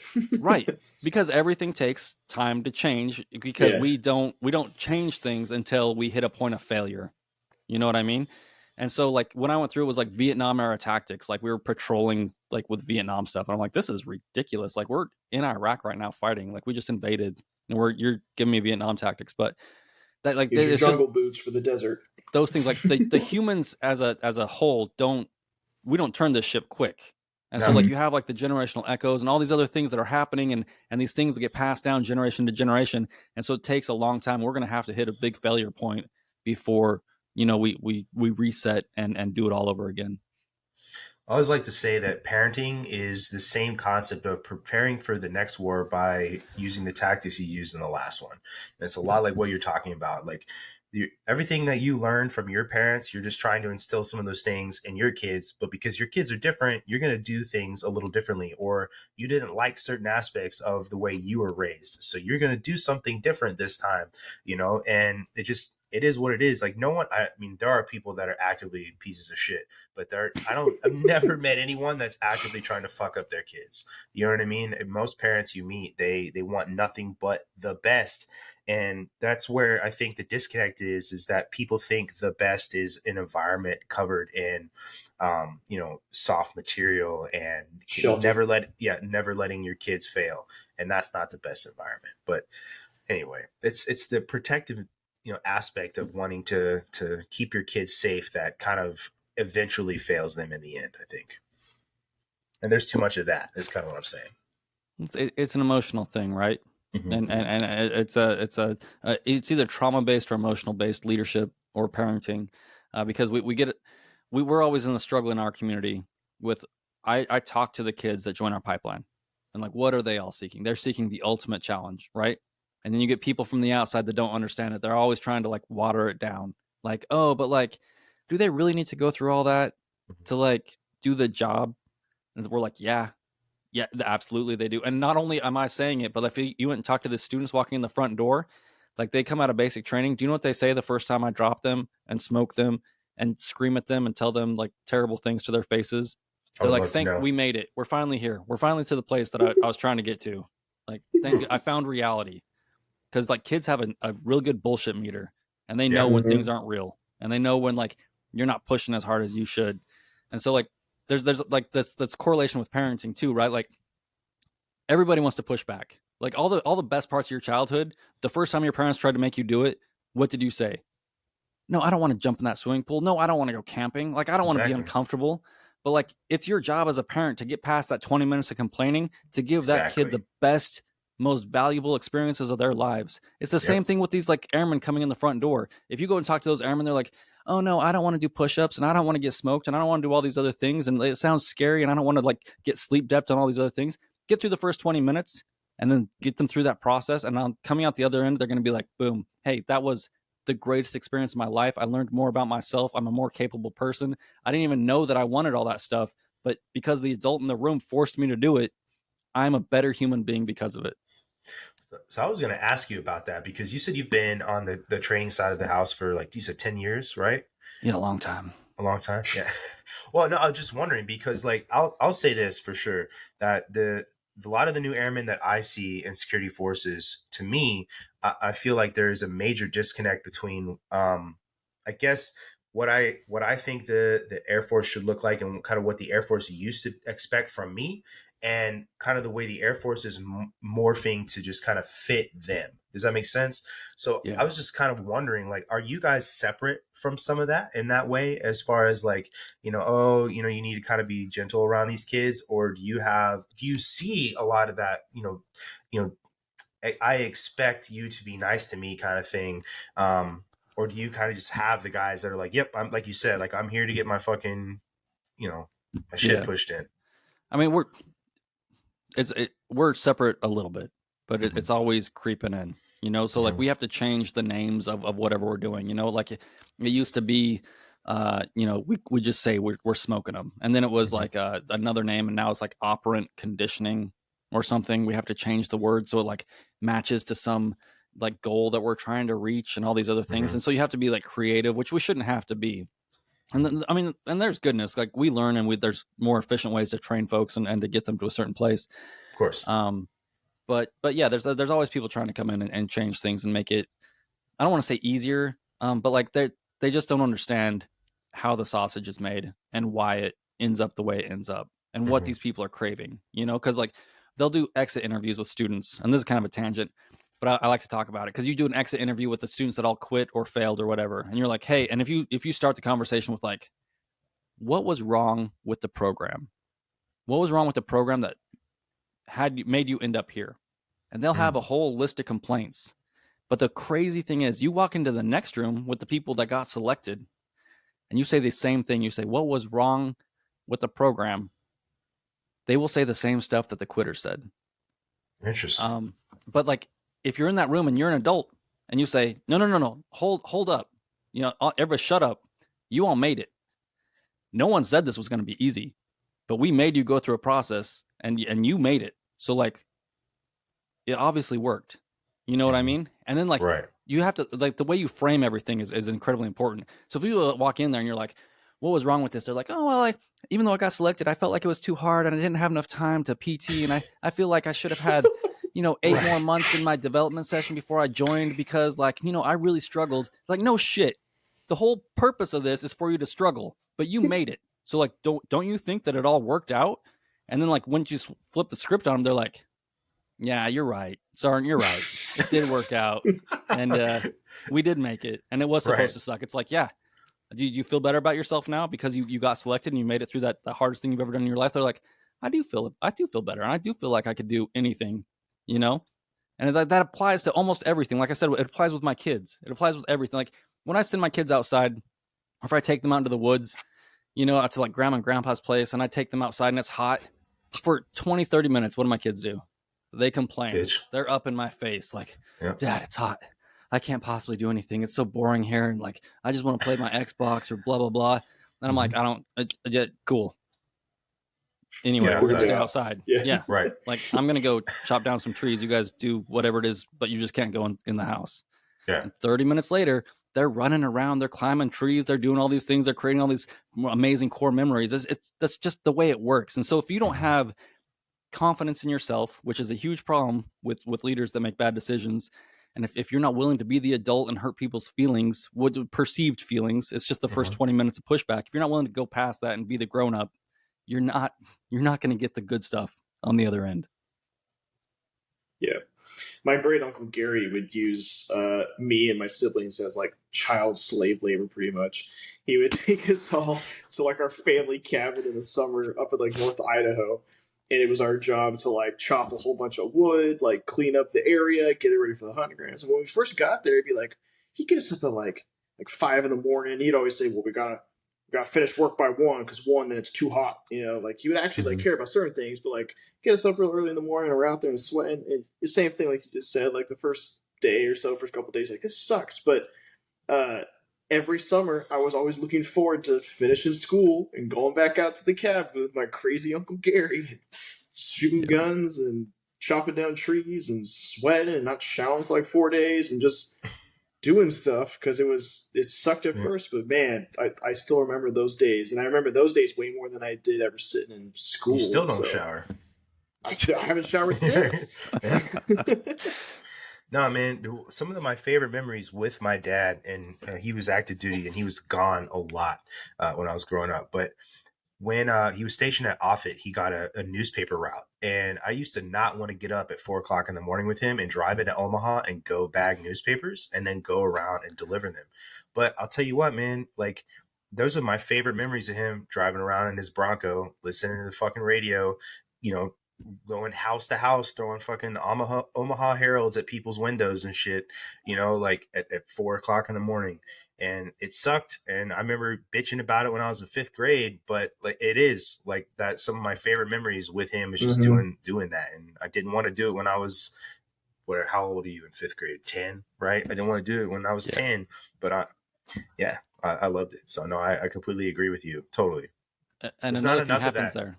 No. Like another thing happens there though too, because I had a paper route, which is weird, which is awesome. When you'd go to school and other kids would be like, "Oh, I had to wake up at like 6:30 this morning and it really sucked to get here on time." Like you're like, "Bro, am I better than you? Am I capable of more than all you weak mofos sitting around here?" Yeah. And like so, like your brain like does a thing where it's like, I must be more capable than these people. Like y'all are soft. So like, and it just perpetuates. My siblings say I'm extremely confident, and I'm like way overconfident and stuff. And it's because of those little things, though. I'll be like, I'm better than you because I woke up 10 minutes earlier, or I'm better than you because I'm sweating, or I'm better than you because I'm bald and I'm beautiful. Like, I don't know about that. Many things. Bald is beautiful, Gresham. My confidence will beat this every single time. Okay. If you say so. We're just gonna let that lie, I think. Yeah. Yeah. Yeah. No, I mean, one day, like, my dad always made me do shit I didn't want to do. And I know for a fact that, like, I didn't want to go to every football practice or baseball practice I had to go to. I didn't always want to go to Boy Scouts, but, made me finish my Eagle Scout and was right there, doing it with me. And that's to me is like the best way to do that. It's like leadership in general, when no matter where you work, whether you're in the military or not, like is that example style leadership of I'm going to do this with you because you're going to do this and you're going to understand the lesson whether you enjoy it or not. But at the end of it is the lesson, and that's anyway. Those are all like really trite things to say, but it's the freaking truth. Like you said, you go back to the programming. There's always like those core truths, and it is the truth that there's just stuff that works, and how you get from A to B is up to you, I guess. But yeah. Yep. It's pretty rad. You're rad. I'll keep going about parenting and teaching kids forever. So, like, maybe we should talk about anything else. Okay. Like, I've been in training for so long, I'll just be like, and furthermore, and they're like, okay, Sarge, settle down. You're just gonna start piggybacking off to everything we have to say? No, I'm not. That's why I'm retiring. I'm not gonna E9 ever. Oh no, dude! I've met way more E9s than I have actual Chiefs too. So, put it that way. So we could do a little Asia pivot. Talk a little China. You want to talk about China? We could talk about China. Let's talk about China. Let's do it. What do you guys want to talk about China? How they're terrified of being surrounded, and their population is about to collapse, and their economy is all played out, and so like it's a good time to paint them into a corner and force them to attack. Yeah. Create some drama. That's true. That kind of leads into the question I had: is what we're trying to it's inevitable. It's going to happen. It's a train wreck about to happen, and how do you? There's never been another country in history that felt painted into a corner or surrounded and just decided to lash out. Germany, you know what I mean? So, Japan, twice. Japan, yeah. Every country it's ever existed, I guess. But yeah, so I guess that's the question. If it's inevitable, like how do you think it might play out, and how's that look for the future of America and I guess future China? It depends on how fast it plays out, right? If it plays out kinetic and quick, it's going to be rough. If it plays out slow, then it's just going to be slower and rougher. But like, we're kind of engulfed in this global conflict between like it's a little bit different, but it's always the same, right? Like it's resources, it's people, it's technology, it's all these other things, and China is we're all it's a little bit of a paper tiger because we our press is always trying to lather us up to or get us all riled up for war, or it seems like. I mean, they're on the struggle bus too. So like, if you don't understand anything about their history or their documents or the reason why they're doing the things that they're doing, it's like, you got to understand, like, China can't feed their own people. Like they don't have enough resources to feed their own people. Like they import oil. Like there's all these things. They steal tech from us to try to keep themselves alive. Like they've artificially pushed their economy to the point where like it's on the edge of breaking. Like they've done all these things in Africa and all over the world, and they've invested in South and Central America to set up all these things to try to like get their tentacles into as many places as possible to keep themselves alive. And that's what the way that they view it is a survival situation, because we have surrounded them. Same like it's like with Russia, like we're always like, oh, Russia's evil. It's like, we kind of keep pushing, you know, like, and I'm not saying we're the bad guys or the good guys. Like this is the situation. Like we keep getting closer and closer and pushing it. And Russia's in a lot of the same situation. Like they have a hard time. Their industrial strength is always garbage. They have a lot of people, but their people are, their army is conscripts and all this other stuff. Like, so like we're in this position now where we have two countries. One of them already lashed out because they're reaching the end. And one of them through a lot of different means is doing the same stuff. Like when they're like, hey man, like we're trying to take over this area. And we're trying to create some white space around us. And if you come in here, it's going to be an act of war. We're like, dude, like, why are you being so crazy? But we're like, we're sitting over here in America where we have oil, we have food, we have everything that we need. Like we have the infrastructure. 2 oceans separating us. Right. Like it's easy for us to forget like the money situation that we're in. We're in a great situation. So, I think it's going to slowly play out. It's going to be like a Navy Air Force effort mostly. I think the Army's fallen behind The Marines are trying to stay relevant and all this other stuff, but we're kind of in phase 0 of warfare right now as we're going after this. I don't think this is a surprise to anybody, but we're both looking at each other, we're sizing each other up, seeing who's going to flinch first, and seeing where this.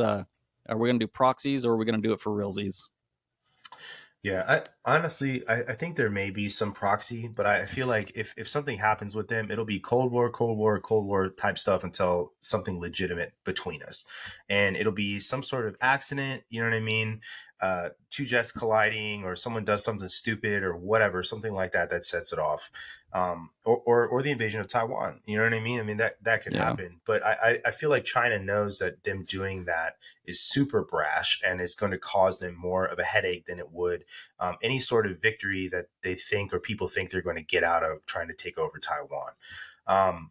But I agree with what you said 100% about this is going to be a conflict that the Navy and the Air Force is going to have to be at the forefront of. And the Chinese have done a really good job of countering what the United States does and how it projects power. These hypersonic missiles they have, the Dongfeng 17 and 21, those carrier strike group killers, preventing the United States from reaching the mainland and doing what it's supposed to do. So. But the United States is, I feel like, kind of heading in the right direction with some of the stuff it's doing to try to counteract that. But I feel like, just me personally, I feel like if something doesn't happen in the next 5 years, it's never going to happen, because there's going to be too much that happens with the Chinese and their economy to where they know that they've been all smoke the whole time, essentially. Yeah. Well, and there are a few things playing in our favor, right? The fact that India is now the most populous country on Earth, like it does drive me nuts that we're not courting them harder. I say that all the time.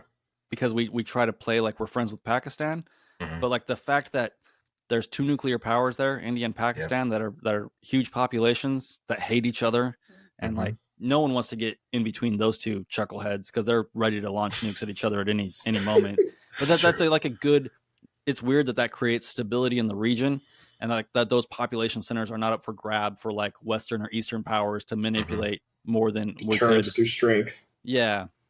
And there's a few things like that. There's like the Philippines versus Indonesia, like 2 weaker powers. And there's like Vietnam, who, they've popped their heads up recently and been like, hey, like, I know we're like communists and we're like attached to China, but also like we're fighting over these tiny islands. And like the last country we actually had an armed conflict with, which was pretty small, was China.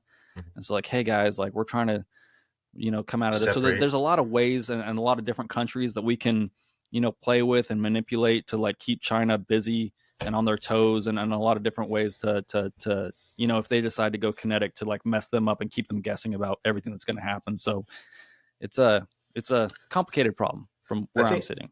I agree. And I think India is more of a game player or game changer than people give them credit for being. And I wish, like you said, I say this a lot, like if we ever go to war with China, we're absolutely going to need India to be there. And if nothing but for the sheer number of people that they have in their country. They already have these border disputes with the Chinese where their soldiers and the Chinese soldiers have gone at it with one another. If we would just do more to give them, I say this a lot, all these countries that the Chinese are courting, to offer them alternatives to what the Chinese are doing and change minds instead of trying to use some of these old tactics we have about like, just brute force and that doesn't work anymore, and because they're being offered an alternative that is more preferential to them. So you have to change the way we interact with other people, and kind of that allows for a space where we acknowledge that the Chinese have influence, and that's something the United States doesn't want to have to do. So it's kind of like one of these things where we're going to have to get uncomfortable and change the way we interact with the world if you're trying to remain that unipolar, leader, instead of having to share the space with a communist dictatorship. Yeah, there's a lot of things, like, I always go back to like my political views are a little bit different. Like I'm a libertarian isolationist a little bit, like, which was a terrible word. Like this person's an isolationist. It's like, hey, we can keep trying to like meddle with everybody, or we just came out of 20 years of war. We're in a rough spot. Maybe we just take care of ourselves. Just chill a little bit. Get our own oil. You know, like take care of America first for a few minutes. Yeah. And let some other people figure stuff out. Like if they invade at Taiwan, it's like, I'm not Taiwanese, like, and it sucks for them, but like, do we really care? Like other people are starting to build the chips and all these other things, and America's almost never been first in anything, but we will mass produce the crap out of anything if we have to. Like that's where our power lies. Wasn't the current policy, I guess, like leaked or something, or I guess like it might have been a policy, but it's like if China does invade Taiwan, like the first thing the U.S. is going to do is like bomb the chip factories. Yeah, that's what they said. The TSMC factory, we would take it out because they didn't want the Chinese to have the technology there. And so we're going to just annihilate it before we do anything else. And which, of course, the Taiwanese love, you know. Yeah, they're super happy about that. Mm-hmm. Yeah, but there's the possibility that they get invaded and we go, see ya, just destroy everything that China could get and then go, good luck. No, see, here's the thing, man. I completely agree with what you're saying about needing to be a little bit isolationist. And I think that we must do that. And at the same time, we can't to the degree that, you know, we probably need to do. That just the global environment could not support a completely and totally isolated United States. But we have all of these rare earth mines in our country that we stopped trying to go after. We have oil in this country. We have the means of production with farming, and we could be totally self-sustaining. And that's what blows my mind the most. And those are the things that I don't understand. Like, these are the things that make me a quote conspiracy theorist, because it's like, if you know how to do better and you know that how to do better and that you should be doing better and you're intentionally not doing better, then what the hell is the reason why you're not? If it's not some, you know, globalist, you know, conspiracy theory, I don't know. Because like, just to me, some of these problems feel like they have pretty obvious solutions, and it doesn't feel like we're heading towards those. I'm gonna do a callback to my crazy uncle, Gresham, and answer that question. He used to always tell us, or I guess he'd always bring it up. His idea here is that the U.S. uses like environmentalism or like being like economical, all this type of stuff, as a ruse to not use our own resources, and then we use like debt from our enemies, like we'll borrow a whole bunch of money from China or like Russia or whatever, just borrow money from all our enemies to then buy up all the resources from enemies and friends to fuel the largest military. So at the end of the day, when it's all dried up, when shit actually hits the fan, the US will have, yes, all the debt, but we'll also have the largest military and the rest of the resources available. And at that time, no one can cash in the debt because they can't come take it from us because we have the largest military. They can't come take our resources because we're geolocated and separated and we have the largest military. And we also stockpile a lot of it too. We have so much oil and reserves and a whole bunch of other resources that just kind of sit there. Like, we have so many resources, so many different things that we literally have a cave just full of cheese. As ridiculous as that sounds, but yes, the United States just has a cave full of cheese, and it's stupid, but delicious. It does. I want to go there. Yeah, it's stupid, but like the U.S. has a whole bunch of stuff, and as crazy as my uncle is, I kind of have to leave him that that's the end game. That we're not going to use anything we have. We're going to use all the outside resources to just bolster us. So at the end of the day, because that's an idea, really. And if no one can come cash it in, if no one can call us out on it, then it doesn't matter. And at that point, we win. Well, it begs the question if the way things start is actually how things play out, because that might have been like the starting. Thank you. You know, like that was their idea at the beginning. Yeah, 8 presidents ago is how it started, and someone had like this like single pie theory, but like that's not how it plays out. And I think that's a lot of like conspiracies, like globalist conspiracies. Like people like, oh, like they've been planning this forever and they've been like running things. It's like, or they take advantage of every little thing that happens to make it advantageous to them. Like, how many times have you been in a situation where you see something playing out and you're like, I can affect this a little bit to make it better for me, you know? Like that's all it is. So like, it's not that they own everything or they control everything. I think we're getting closer to that eventually, but definitely are. all you have to do is be aware of what's going on and have a few resources to like take advantage of all these situations. Like, because I think you're probably right. I think that's how it was probably sold the first time in like the halls of the White House or the Pentagon or whatever it was. Yeah. But like how that changes administration to administration, generation to generation, and what it turns into, just like how our government has morphed, and we still are like, oh, we're the freest people on earth and we're a democracy and not a constitutional republic, and we have people that don't even understand how our government is supposed to work. It's just how these things play out. Yeah, I was going to say, Zach, that would make sense if we weren't actively destroying means of production and not setting up, Yeah. So if you're going to do that, you have to still in your back pocket have the ability to ramp up and move the machine. You know what I mean?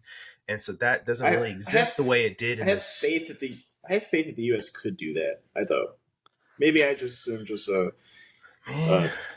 red, white, and blue loving American. When you see it, do you see it the same way that like the war effort back home was going on during World War II, where you had all these people just deciding they were going to come together and have these canning factories and turn these canning factories into munitions factories? Like, we don't have a lot of that infrastructure anymore. You know what I mean? Yeah.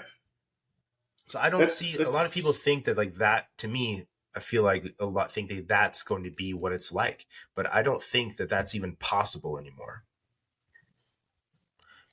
I see what you're saying. I think because like in today's, like we're not obviously like today's world's not that time frame either, right? Like you wouldn't need. I feel like today's world you wouldn't need like a bunch of people to come together to make a whole bunch of like aircraft out of like a canned facility or out of like the same place that makes refrigerators or whatever. You know what I mean?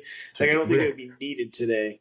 But I think the U.S. could ramp it up pretty quickly. Like we talked about 9/11, on 9/10, Americans hated each other and wanted to stab each other, and politics was crazy. On 9/11, we all came together and like we're ready to go. I know I'm like kind of like over bolstering it, but yeah, it's I have faith that I feel like Americans as a whole, just the way that we are and stuff, that if something actually crazy happened, we would relatively come together enough to fight back and to bounce forward. So does America survive because of the government or in spite of the government? In spite. Yep. I was just going to say that the saving grace, and I think what you're talking about would be the saving grace, are the people, right? Yeah, and I'm not saying the government's going to solve the problem. No. I know. What I'm talking about are there's 20 years of veterans, right, who've done nothing but go to war for the past 20 years. People that understand, how to do that and are going to raise kids, to prepare them for that kind of thing. You know what I mean? So it'll definitely be the American people figuring it out more than the agencies we give leverage to do that for us. Yeah. So, but yeah. Because I know for sure if any country actually did invade the U.S., like no one would. They're not just they'd be really stupid to do that, but they're not gonna be just fighting the U.S. government. They're gonna be fighting ragtag everybody. It's not just a simple like just topple them. I feel like there's gonna be some hillbilly crazy out there with his tannerite ready to blow up a Russian tank or something. Yeah, maybe. I don't know if you noticed in COVID how few people pushed back initially. Yeah. Not a lot. It's true.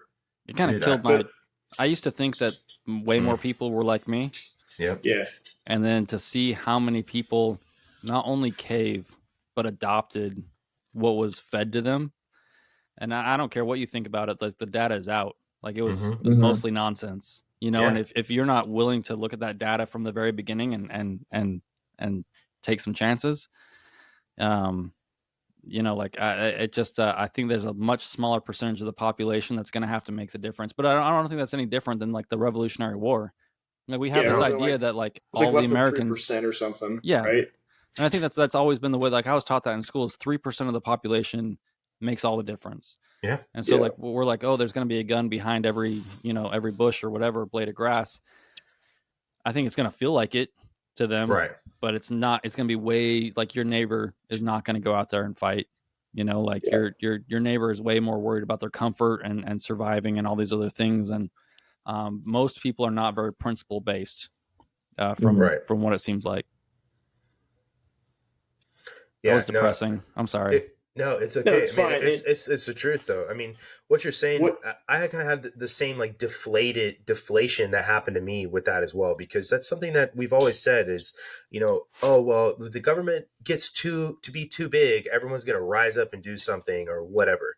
And I even remember seeing during that time people like, where are the Americans? Where are the Americans here doing what they've been saying they were going to do for decades? And it didn't happen. You know what I mean? Mm-hmm. It's just, like you said, and then again, the internet provides a forum for everybody to talk really, really big and puff their chests up and feel better about themselves. But at the end of the day, maybe you're shaming your neighbors and your family members into doing something they probably didn't feel comfortable with doing, so. Yeah. I think, Yeah. Trent, you worded better what I was kind of getting at. No, I don't think every American will be fighting, but I still think it'd be enough Americans who are still patriots and ready to fight would still show up to the battle. Yeah, I think that's our culture, right? Our culture is independence and problem solving. Like, there's no country in the history of the world that has shown as much independence and solving problems and had a love of winning as much as we do, and celebrated it. Like, though you talk to Brits, like, and people are like, oh, we're pretty similar to the Brits, and it's like, no. Culturally, if someone gets ahead in Britain, they are shunned. Like their neighbors are like, do you really want to like stand out and be better than everybody else? Like, we're one of the few cultures that, like, when your neighbor hits it big and their company takes off or they do something incredible, like, everybody Right. that like, we're gonna make a movie about this. This is amazing. Like, you came from nothing. Like, this is America. Right. That's what's supposed to happen. If you Mm-hmm. work your butt off, if you take chances, like, and you succeed, like, we're all here for it. Like, we love it.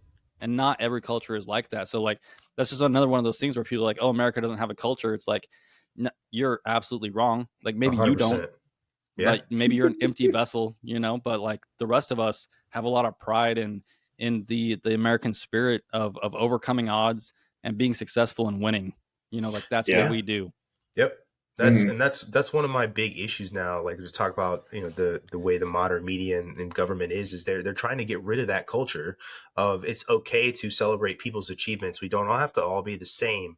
You know what I mean? And that is what uniquely makes us American, is that, like, just victory mindset. I feel like, and that is, I've worked with several different nations and their militaries, and I've never met a group that was. I mean, there are a few, you know what I mean, that people that felt that way of their group, but for the most part, it's not like that. It's like what you said, Trent, where they're not. I don't know. It's just there's something different. You can't really describe it unless you actually have a conversation with somebody. Dude, there's a weird dichotomy of going overseas and serving with Americans in like certain environments and seeing the way that we are versus everybody else, and then coming home, going through all that stuff, and then you go to like your grocery store and there's a 400-pound person who just has no self-control perusing the pastry aisle, and you're like, what is wrong with you? Like, I just came from a place where I was like, what are they talking about with the lazy Americans? Like, we work our butts off. Like, we wake up and make this place better, even though we don't have to. Like, no one's telling us we have to do all these things. Like, we're out in the middle of nowhere doing all these things, and then you come home and you see that person who's just like, both things are America, and it's really hard to like wrap your brain around it. I don't think anything messed with my brain more than that. It's just like, I hate and love everything about this country so much, and like, I had a real hard time putting those two things together. Same. It did. And I when I was in Germany, I worked with one of the German police officers that we work with. He got the opportunity to go to FLETC. I don't know if you're familiar with what FLETC is. It's the Federal Law Enforcement Training Course or whatever. And anyway, so he's like, it's in Arkansas. And so he goes, and I'm texting him on WhatsApp. I'm like, hey man, this is first time in the United States. I'm like, how is it? He's like, Brendan, I must tell you, he's like, I saw the biggest person I've ever seen in my life. He's like, and then I went to another place to eat, and I saw the biggest person I've ever seen in my life. And I was like, dude, yeah, you're in Arkansas, bro. Like, there's a lot of big people in the South, but there's a lot of big people everywhere. But he's like, we have fat people in Germany. He's like, but not like this. And I'm like, dude, not everyone. No, it's true. No, dude. And dude, I'm not going to, and there was somebody I worked with in Germany who was a really big dude. And, he was really overweight.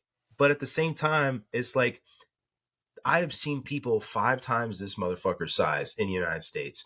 And where do you see them? At Walmart, like you said, in those poor fucking little carts that have to be just completely ready to die after 5 minutes, you know. And that's where you see them. It's crazy. It's just like, that's almost like a testament to how good of a culture and how bad of a culture that we have, that you can become a 500-pound pastry eater every day, or you can be a self-made business owner and just be ultimately successful, you know. And success is a subjective target, but anyway, we have reality TV shows where you can just watch fat people just do fat things, like yeah, just like going around like my 700-pound life, like. Mm-hmm. What you were saying, Trent, made me think of that quote. It's a quote from a Roman general, apparently, but it's 1 out of every 100 men, 10 shouldn't even be there. 80 are just targets. 9 are the real fighters, and we're lucky to have them. And I like that one, because that's the truth. It's like the one person that's actually doing all.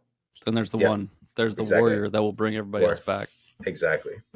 And that's the truth. That's your 3%. You know what I mean? Or in this case, 10%. Let's do math. In this quote, but yeah, no, but it's the truth. And I'm not going to pretend like, I'm some like war fighter or whatever, but I feel like I would like to, I would stand up and join other people who were, making that decision to save our country, You know what though? Mm-hmm. But that one person is not the same person in every situation out of the same 100 people. That's a great point. I like that. Yeah. So like we tend to like think that that's like one singular person. It's like, well, mm-hmm. there's the warfare person. Mm-hmm. Then there's the like the to be a good person. There's all these other situations that are incredibly important day to day. And like, you're going to have the opportunity probably at some time in your life to be that one person, to make a difference. Like, it's not bringing everybody home from the battle necessarily, mm-hmm. but it is your opportunity to make a difference. It's just like the Sandlot, right? Like, everybody has a chance to be great one time in their life, and most people don't recognize it when it spits on their shoes. Yeah. Like, everybody has a chance to be that one person in a situation for the people around them and all this other stuff. Like, you just have to have that courage to stand up in that moment and be that person. I think that's one thing that the military has shown me, is that leadership can kind of come from anywhere. Because I've been in situations, because when on flight, you have maybe 30 people, right? And you get in a situation, and sometimes somebody steps up that you never would expect to, and they have something to say, or they do something that is either profound or the right decision. And it's like, damn, like, I would have never expected him or her to step up and do that, but they did. And that's something that's so true, is leadership, and those decisions can come from literally anybody, and the situation dictates what is going to need, and everybody has it. I'm just re-saying what you're saying in a different way, but it's the truth, and I like it. So no, but with leadership though, where you hit that toxic leadership is when you have that leader that doesn't have that capability in every situation, that thinks that they're that one person that has every answer. Mm-hmm. They're like, I'm in this position and I'm in charge of all these things, and so automatically, because I have these stars or these stripes or whatever it is, I am that person that's going to make all the right decisions, or all the decisions I think should be made for all these other people. Like, that's not what leadership is. Like, if you don't know your people, if you're not a servant leader, like, the leadership is just a level of responsibility. It doesn't mean that your opinions are always correct. And if you think that, then you're so narcissistic that you probably don't even realize that you're like a super toxic leader, and you're jacking everything up for everybody below you. Those are the ones that are truly toxic and narcissistic. And I kind of hate that word toxic, because it gets used so much, but it's the ones that are truly narcissistic are the ones that don't really realize it. And they're the ones that, are so shocked when you bring it up to them that they're doing something that sucks or is ruining everything for everybody. And they don't believe you. You know what I mean? How could I be doing something wrong? You know what I mean? And they're the ones that find a way to torpedo your career and your EPR or whatever, but yeah. I can count on one hand how many like actual good, decent, like true leaders I've ever like had in my Air Force career. Yeah, but like it's so disheartening. Like, if you're in charge of 10 people, like, you have the opportunity to take all of their talents and like mold that group. And like, everybody has a talent. There's no such thing as a useless person, especially in the military. They've passed all the tests and they've done all these things. You have the opportunity to like turn that into more than the sum of its parts. And then you just like, expound that like exponentially over the entire military, or no matter how high up you get. Like if you're not constantly looking down into your formation and just like giddy with the chance to like let these people shine and like to accomplish the mission, instead of like thinking of yourself as like somehow important, like that's not your job. Your job is to protect them from the nonsense from further up, and to like let them like shine, let them solve the problems, let them do things that you are not even capable of doing anymore, and do it in a way that you probably never thought of. Like that's the way to do it. And when they do step out and make mistakes, like it's your job to like put them back in their place and like be like, hey, no, that's why we can't do that, and explain it to them. But like if you're not maximizing the talent potential of the people that are, you know, quote unquote below you, then you are messing up by the numbers. And it's like, I don't know how people are in like these like leadership positions that don't get excited about like maximizing the talent below them. Like it's the most fun thing you could possibly do in the world. It's the most rewarding thing you can do in the world. And it's not about you. It's about all those other people. So like these people that think it's about them, like I don't understand their mindset. And at the end of the day, they're not going to accomplish what they think they're going to accomplish because they're not doing it right. And it drives me crazy. Sorry, I get excited. No. I wish more people thought like you, because I swear to you, like you said, Zach, I've probably met 5 people in security forces that think that way. There's a lot of people that can say what you say, but their actions are different. True. I mean, it's probably easier for me. Like I've come to the conclusion that like the community that I live in, and like the experiences that I've had make it easier for me to see certain things in my people, right? Like I ended up on a team of mostly dudes that I'd trained in the pipeline. And I had these guys at like Keesler Air Force Base for like a year, because like as they back in the day when they went through weather school, and like Keesler was a really hard physical school when we were there, you know, like 2.5 hours every morning, we were crushing these kids' souls. And then like my guys have to go to weather school for 8 months. The combat controllers go to ATC for like 3 months or whatever. And so like I really got to know these guys, and you know, they'd go off to Airborne and SEER and come back, and then they go to their apprentice course and come back before they PCS'd over to Hurlburt. And I mean, I remember showing up on a team with these guys, and I'm so intimately familiar with all these dudes. That's awesome, and like though.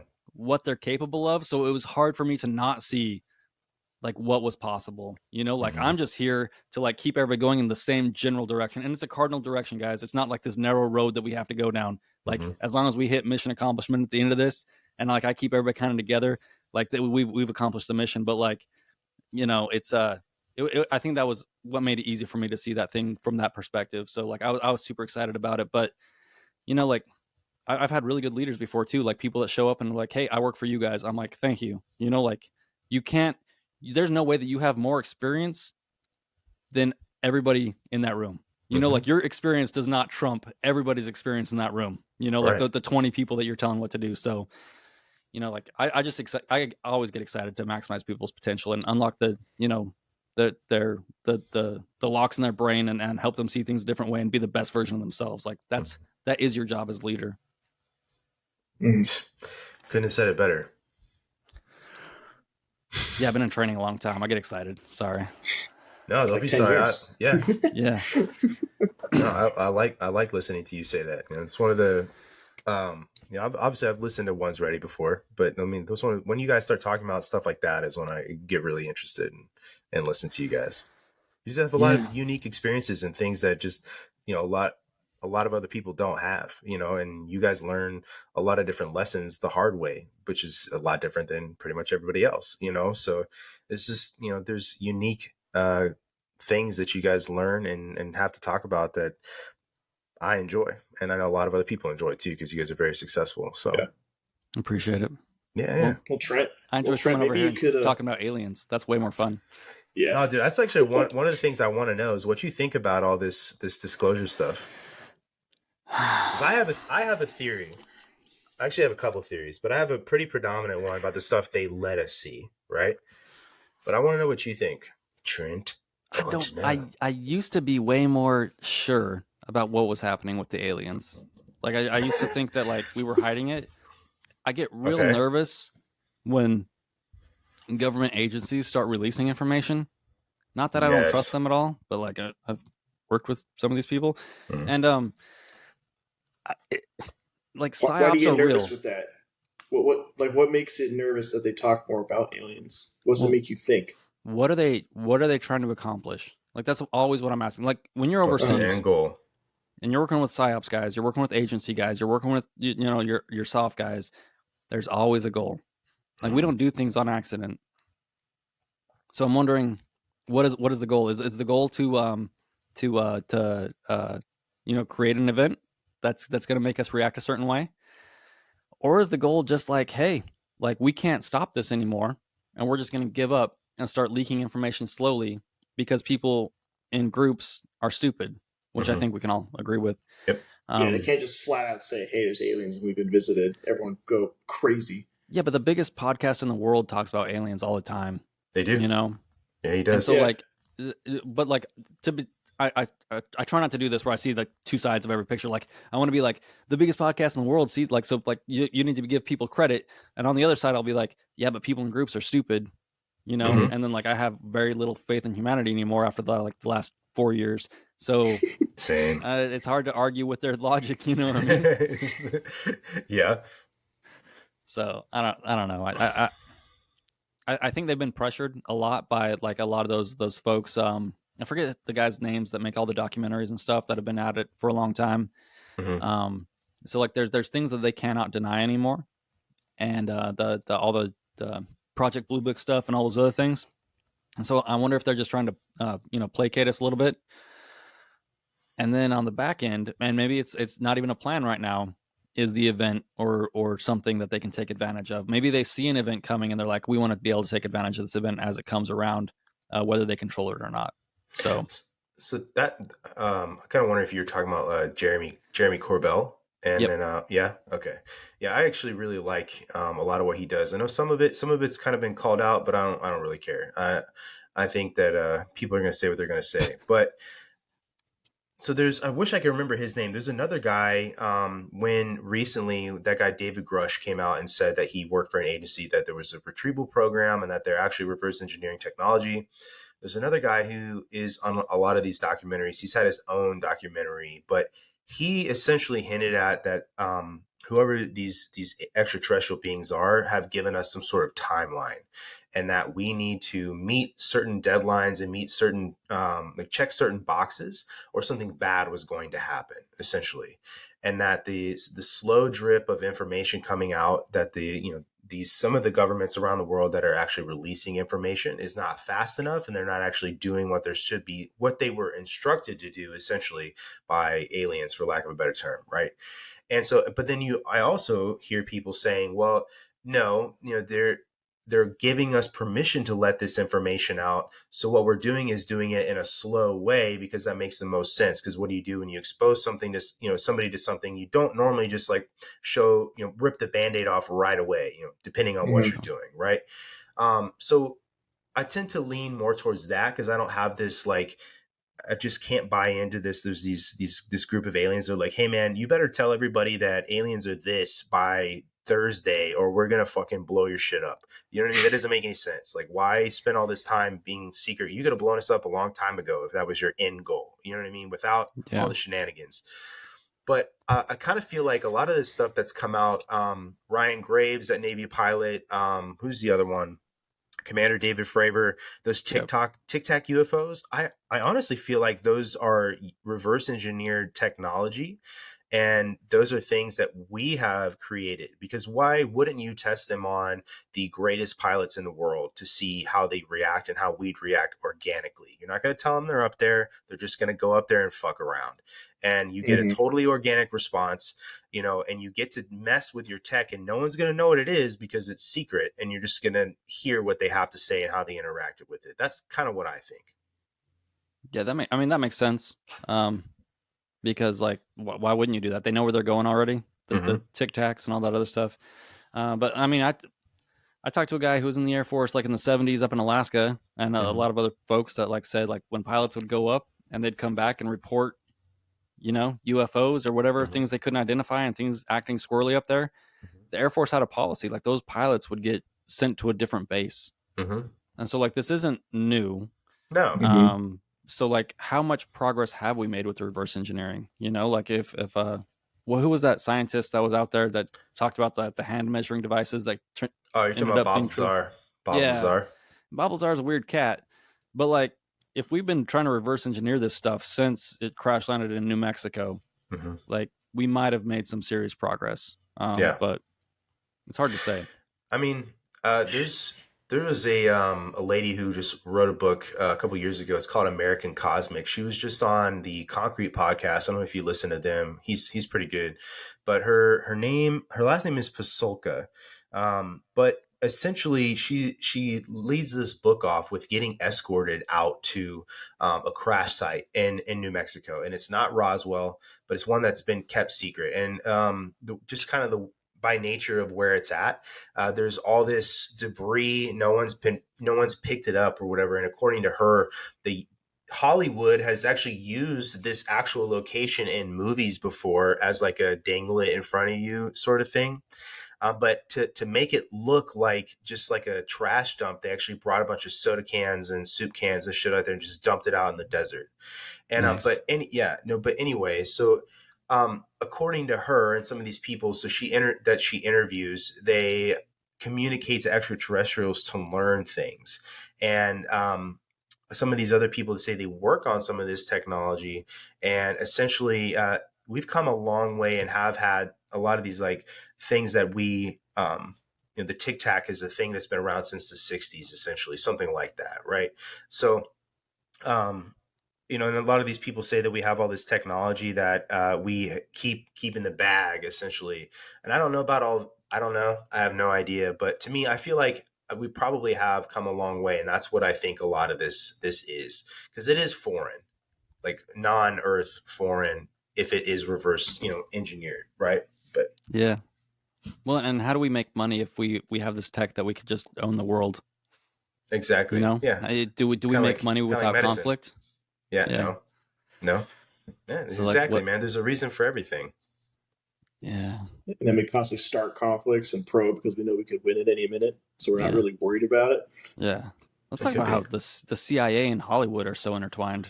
Because that's what I globbed onto right there. Is right. It's funny because you watch like Argo, and people are like, "Oh, like that's a really cool story how the CIA and Hollywood work together." And I'm like, "You notice when he mentioned that he's worked with him before." And we CIA and Hollywood have like really deep ties, like not it's all make the CIA look nice. That doesn't worry you at all. That they're using these like huge the biggest platforms of their day to message things the way that they want them to be messaged and using words that they want them to use. And I have a hard time like watching TV shows about FBI, CIA, whatever, like where like these FBI guys are always heroes and like it's always like. So do I. And like the cops always using like going extrajudicial, like and like treating civilians a certain way, and like they're still like the hero because these people were bad people. And I'm like, whoa, what happened to like due America? Process? Yeah, like do all these things and like, but it's constantly on your tube that you're staring at and getting beamed into your eyes that like the government is the authority that you have to listen to no matter what because they're right. And they're always trying to do like this greater good thing, which I don't remember looking in the Constitution and saying that they could just do whatever they want for the greater good anytime they wanted to. But maybe I missed that part. Yeah, me too. I remember reading. They were like talking about like Law and Order SVU, and like the show itself, like Detective Stabler and Detective Benson. In the show, they have like a 88 or like 89% like case completion rate and like convicting the person. But the actual New York City like SVU unit has like less than a 4% or something like conviction rate and like success. And they always catch the killer on TV, but in real life, almost never. Yeah.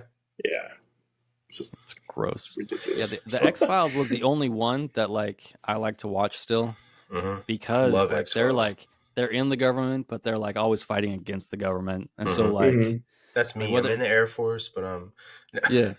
And people still won't come on your podcast because you're in the Air Force. That's right. They don't. Thank God you did.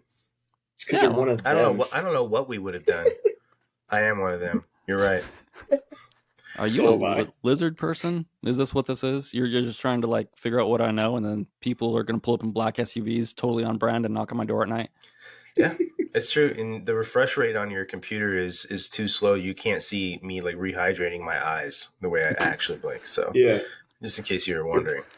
Your podcast, Trent's going to go from being called OnesReady to Was Ready, which won't exist anymore. Shit. It's called Not Ready. He wasn't ready. He wasn't ready. They got him. Dude, can I say that one of the best things that ever happened is when we hit a certain level as OnesReady, when the guys inside the community start making fun of us. Like there was one Instagram page that popped up that was called OnesReady, JUANS. Yeah. And it was hilarious, but I think they found out how much work it is to like update an Instagram page every day. Yeah. And they fell off. But some of the guys have made shirts that say not ready that look like our logo and everything. And it's like, that's the funniest thing I've ever seen. Like, I love that stuff. Dude, imitation is the sincerest form of flattery, man. Like, yeah, absolutely. Thank you for just bringing more attention to my podcast. Hate on me some more, dude. That's awesome. Now you're talking about like Hollywood and the Fed, man. Like that article. The thing you texted me about the Rolling Stone article. You know what I'm talking about? Like, how could you not get behind something like that? How could you fight against it? I don't understand. Well, it's funny that there. How many movies have you seen that are like based on true events? And I'd like to go back in Rolling Stone history and be like, how many of these stories do you just totally blow up for sensationalizing what happened in this, quote unquote true story? And they don't, not all the time, especially if it's a good movie. Like you could go back to that movie, Argo. Did they go back and blow that movie up? No, that movie had like a 98% Rotten Tomatoes rating or something. I mean, it was a great movie. But they weren't like, well, Ben Affleck is like, this is totally mostly made up. And like, there was no police chasing them down the runway and all these other things. But then when you have a story about Tim Ballard, who's a seriously righteous dude, who's obviously not a perfect human because none of us are. And then Jim Caviezel, who is, he's a free thinker, gets this movie made. And then they're trying to attach QAnon and all these other things to it and insulting everybody that likes this movie. And then in the lower on that page is where I pulled the second one. But they're talking about this movie about like butt cocaine and like all these other like debaucherous things in this movie. And they're like, oh, for the win. Like this is the kind of comedy we're looking for. Right. And it's just like, what are you trying to accomplish? Because it sounds like I don't like to use the word evil, but it don't feel good and it doesn't look right. No, it feels like protecting a certain group of people that don't want to get found out. That's what it feels like to me.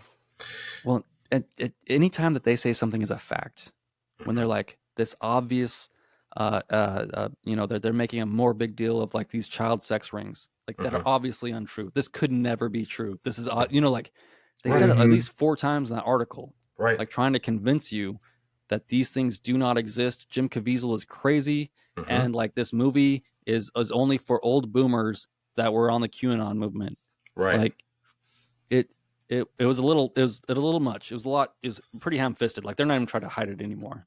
No, I mean, how can you sit there and say it doesn't exist? Like I literally watched a video today that was in Brazil where this guy stuffed a 12-year-old. You saw that?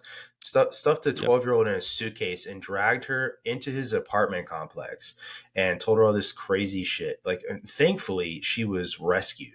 But like that, how can you tell me this doesn't happen? Like here's just one example, right, of the millions that probably are out there, and I know for a fact that people get human trafficked because I've seen it, and been involved in trying to stop it before when I was in Germany, and with Polizei. And it's something that I just don't understand how it gets. That's CBTs. That's what gets me frustrated. You know what I mean? Yeah. We have mandatory computer-based training in the Air Force about seeing human trafficking and knowing how to deal with it. Dude, and then you see this Rolling Stone article like this isn't real. It's like, what are we talking about? Right. Every hotel that like you stay in, usually if you like open up like one of the drawers, there'll be like a card that says like, if you think you're a victim of human trafficking, like call this number. Like they don't put those in every hotel room just cause. Yeah. Like, dude, there's a literal sheet of paper in the urinal above the urinal in my squadron that's like signs of human trafficking. You know what I mean? Like,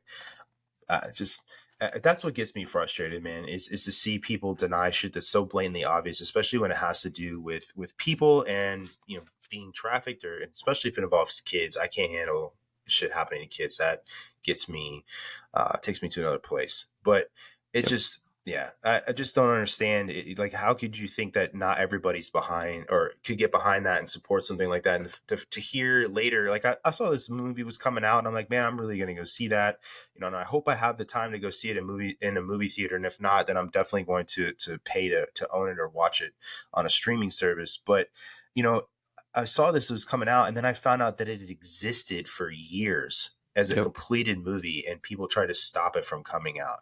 It's like, what are you so afraid? Even if, let's just put it this way, even if half the stuff in that movie isn't true, which I don't think it is, I think it all is real, like talking about this guy, right?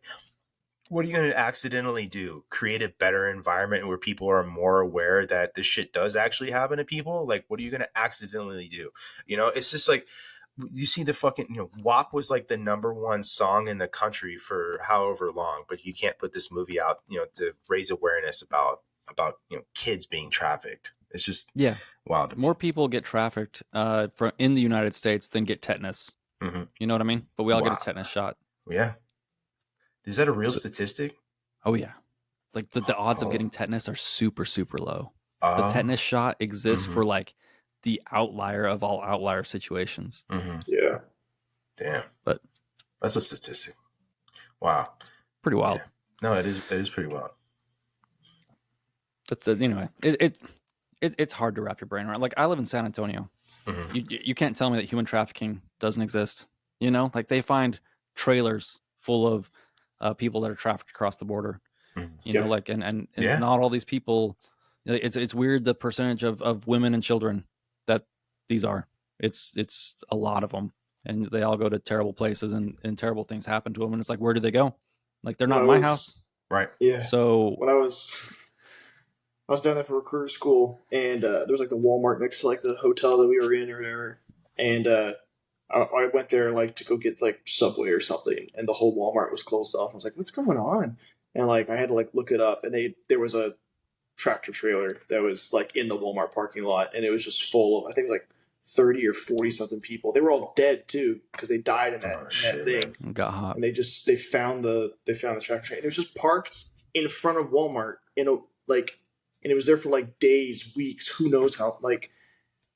Well, like sitting there. You look at percentages of how much of the drugs that we catch coming across the border versus how much gets across. So the number of people that we catch getting trafficked versus the number that actually comes across. How many actually get trafficked? And then where are the consumers? It's either here or Canada. Like, they're not putting them on boats and shipping them overseas for the most part. Mm-hmm. So like there's a consumer somewhere. And so like if you just math it out, there is a problem. And even if it's not as big of a problem as the movie portrays, like you said, like, what's the worst that can happen? It gets down to 0. Yeah. Oh God, no. Don't. Right. I sure hope no, like this human trafficking number doesn't get down to 0. That would be terrible. Exactly. Get fucked, Rolling Stone. Yeah. Sorry. That's the only clip I'm going to use to advertise this episode. Just get fucked, Rolling Stone. Yeah. No, it's true. Daily posted reel. Well, and the Guardian, and everybody else that said something like that. That's right. Yeah. It's all the same thing. Yeah. You guys got me all. Same entity. This is why I record in the morning. I'm way more mellow. Like when I first wake up and we record in the morning, you get me like later on at night, and I'm just like, dude, this is the Trent we want. We wanted the Wolverine that just woke up, climbing out of the his hole. That's what I want to see. 3 Red Bulls in the system, dude. It's in a dip, and it's so hard not to make it personal because like you have kids, right? I have kids. Mm-hmm. Like if you come near my house or if you're a shady looking person, you get around my kids, like there's guns involved immediately. Yep. Or like it's just one of those things. I just recently watched the movie, but I think it's Prisoners. It has like Gerald Butler and it's not Gerald. Is it Gerald Butler? I can't remember who it is, but Prisoners. Jake. It's an older movie. But it's like Jake Gyllenhaal, and he's like a cop, and like the two. Hugh Jackman, right? That's who it is. Yeah, Hugh Jackman. Not the other one. The other Australian. Yeah, their daughters get kidnapped, and that dad is like, he's going insane to find his kids and stuff. He like kidnaps a dude to like interrogate him to get the information. Like, yeah. Are you leaving out the greatest dad going to rescue his kid movie ever with Liam Neeson? Is that what you're doing right now? We're not going to talk about that. That's Taken, but that one's a great one too. But should watch Prisoners if you haven't. Prisoners is a good movie as well. But did you guys see that interview of the guy that used to be like a child molester or whatever it was? He was in prison, and he said the way that he targeted kids were parents that didn't care or fathers not being around. Right. If he thought their father was a threat. Yeah. It's like it's good to know that I don't think that my kids are going to get targeted anytime soon because I'm pretty open and honest about like I'm going to murder you if you get near my kids. Like you scratch my kid, I'm going to go ballistic. So I will 100% go to jail for my children. Who's that dude that killed the dude with the hammer? For I don't know. What was that story? Like somebody like someone's daughter got raped or kidnapped or something, and that dad, like back in like the 80s, like killed the dude with the hammer, and everybody was like, "Psh, good American." I don't know which one you're talking about, but it's like the other one, that guy who went to the phone bank when they were bringing back the guy who molested his kid. Yeah, he turns and shoots him. Yeah. You seen that video? Yeah, exactly. Like, dude, let that guy go free, That's what man. I always think of. Commute that motherfucker's sentence and let him out, dude. Like, that's 100% the way I feel. Because if you do that to my children, like, I get a hold of you, that'll be the last thing you ever see, or it'll be the last thing I ever do. Yeah. Speaking of the prison system, how jacked up is that? You guys want to talk about prisons? Dude, I'm down to talk about literally anything. But yes, it's a money system. It is a money system, dude. How much does it blow your mind that we can convict someone of a felony, send them to prison, let them out, and tell them that they still can't do things? They're not real American citizens anymore, even though they served their debt to society. Yeah. But then we keep asking for payment forever, I think hoping that they mess up and just end back up in jail. Yeah. It kind of defeats the purpose of what jail is supposed to be. It's supposed to be, this learn your lesson, come out and be better kind of thing. If you're not better, then you're not better. But I agree with you completely. And it's a system to keep people coming back in. Like, there are literal towns in the United States that only exist because there is a jail and those people work in those jails. And you got sons and fathers and daughters and aunts and mothers. They all work at the same prison. And if that prison left, there would be no town. And that's fucking nuts. I had a question. Do you think prisoners segregate themselves by race like by themselves, or do you think that the prison administrators encourage that stuff? I would probably bet I would feel like it's that probably more. I mean, I'm sure that both happen, but I'm sure that it is encouraged. I feel like it's probably both. I was thinking about this the other day because, like, how do you control a population? Yeah, segregate put them into groups. Yeah, you break them down into groups, make them fight against each other. There's always that tension there. But like, if all those prisoners decided to work together, prisoners or Americans or ants, I'm making some connections here. That's right, Bug's Life. You'd realize like those walls ain't going to hold all of them if they all put all their brains together and decided to bust out of there. Well, because of the programming, when they go through the metal detector at prison, they get the segregation update, so they like automatically just go there. For a second, I thought you were going to make I didn't know that was a joke until just now. Good job. It's that sarcasm. It's just so dry. You don't know what it is. No, I think that has been the MO for so many different organizations and people and dictators throughout history.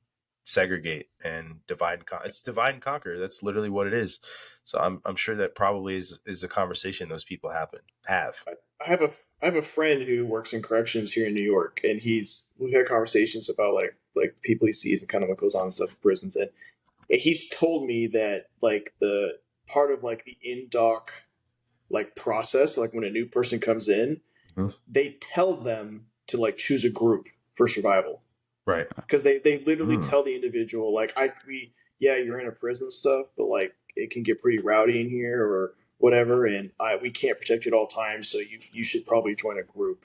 You shouldn't be an individual. Like they tell them that. You want a swastika tattoo right now, or do you want to wait till you get in there to get one? Because like we could hook Steve you up around the corner. Yeah. Well, let me help you out, brother. Like, what? I'm not a white supremacist. It's like, you are now. Yeah, you are now. You ever skin looks white to me. You ever seen Shameless?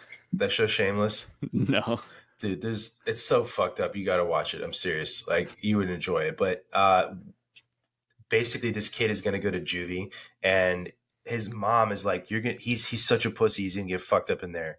And so literally before he goes to jail, she tattoos all this white supremacy shit on her kid to send him to jail. Yeah. And it's just like, he's going to need a group basically. And that show's so terrible, but it's amazing at the same time. Yeah. But yeah, that's the truth. It's the truth. You ever seen it, Zach? You never seen Shameless? No, I've never seen it. I've never seen Shameless. You have to. It's good. But yeah. No, that's a winning parent moment. That's a mom who cares. Yeah, when you watch the show, it'll all make sense. You know what I mean? But you were speaking of the #1 podcast in the world. He just recently had on a dude that was in jail for 30 years, Bruce Bryan. Did you listen to that? Yeah. Yeah. So Zach, if you don't know what I'm talking about, this guy Bruce Bryan, he was in jail for 30 years for a crime that he didn't commit. And that's what I was just about to assume, that it was like wrongfully put in there. Right. Yeah. And dude, I'll be honest with you, man. Like, I've not spent a ton of time looking into the prison systems and like what's wrong with them, other than like a very superficial knowledge base. But listening to him talk about just the shit that goes on in those places, and then, the guy came out. I want to say he has a doctorate, doesn't he? He's got a bunch of degrees or something. Yeah, like he's well read and educated now. Very, very educated. Basically, used his time in jail to his advantage, basically. But listening to him talk about the prison systems and listening to him talk about just the way the system is rigged against some of these guys and these people, it's fucking crazy, man. It is 100% a business, and they are the chaff, essentially. Yeah. Well, I would. It's hard to listen to like some of these like city government officials and state government officials tell us about how racism is a problem and like I'm a problem when you look at like what they're doing.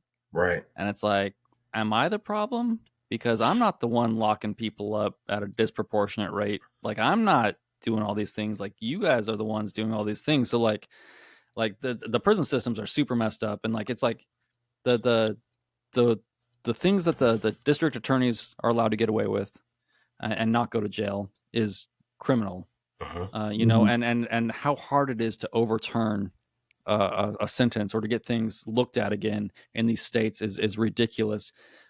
So like it's a weird place to be in. Like being like kind of a free thinker is hard in this country because you can be like, hey, I'm kind of for the death penalty. Obviously, if you touch my kids, you're getting the death penalty.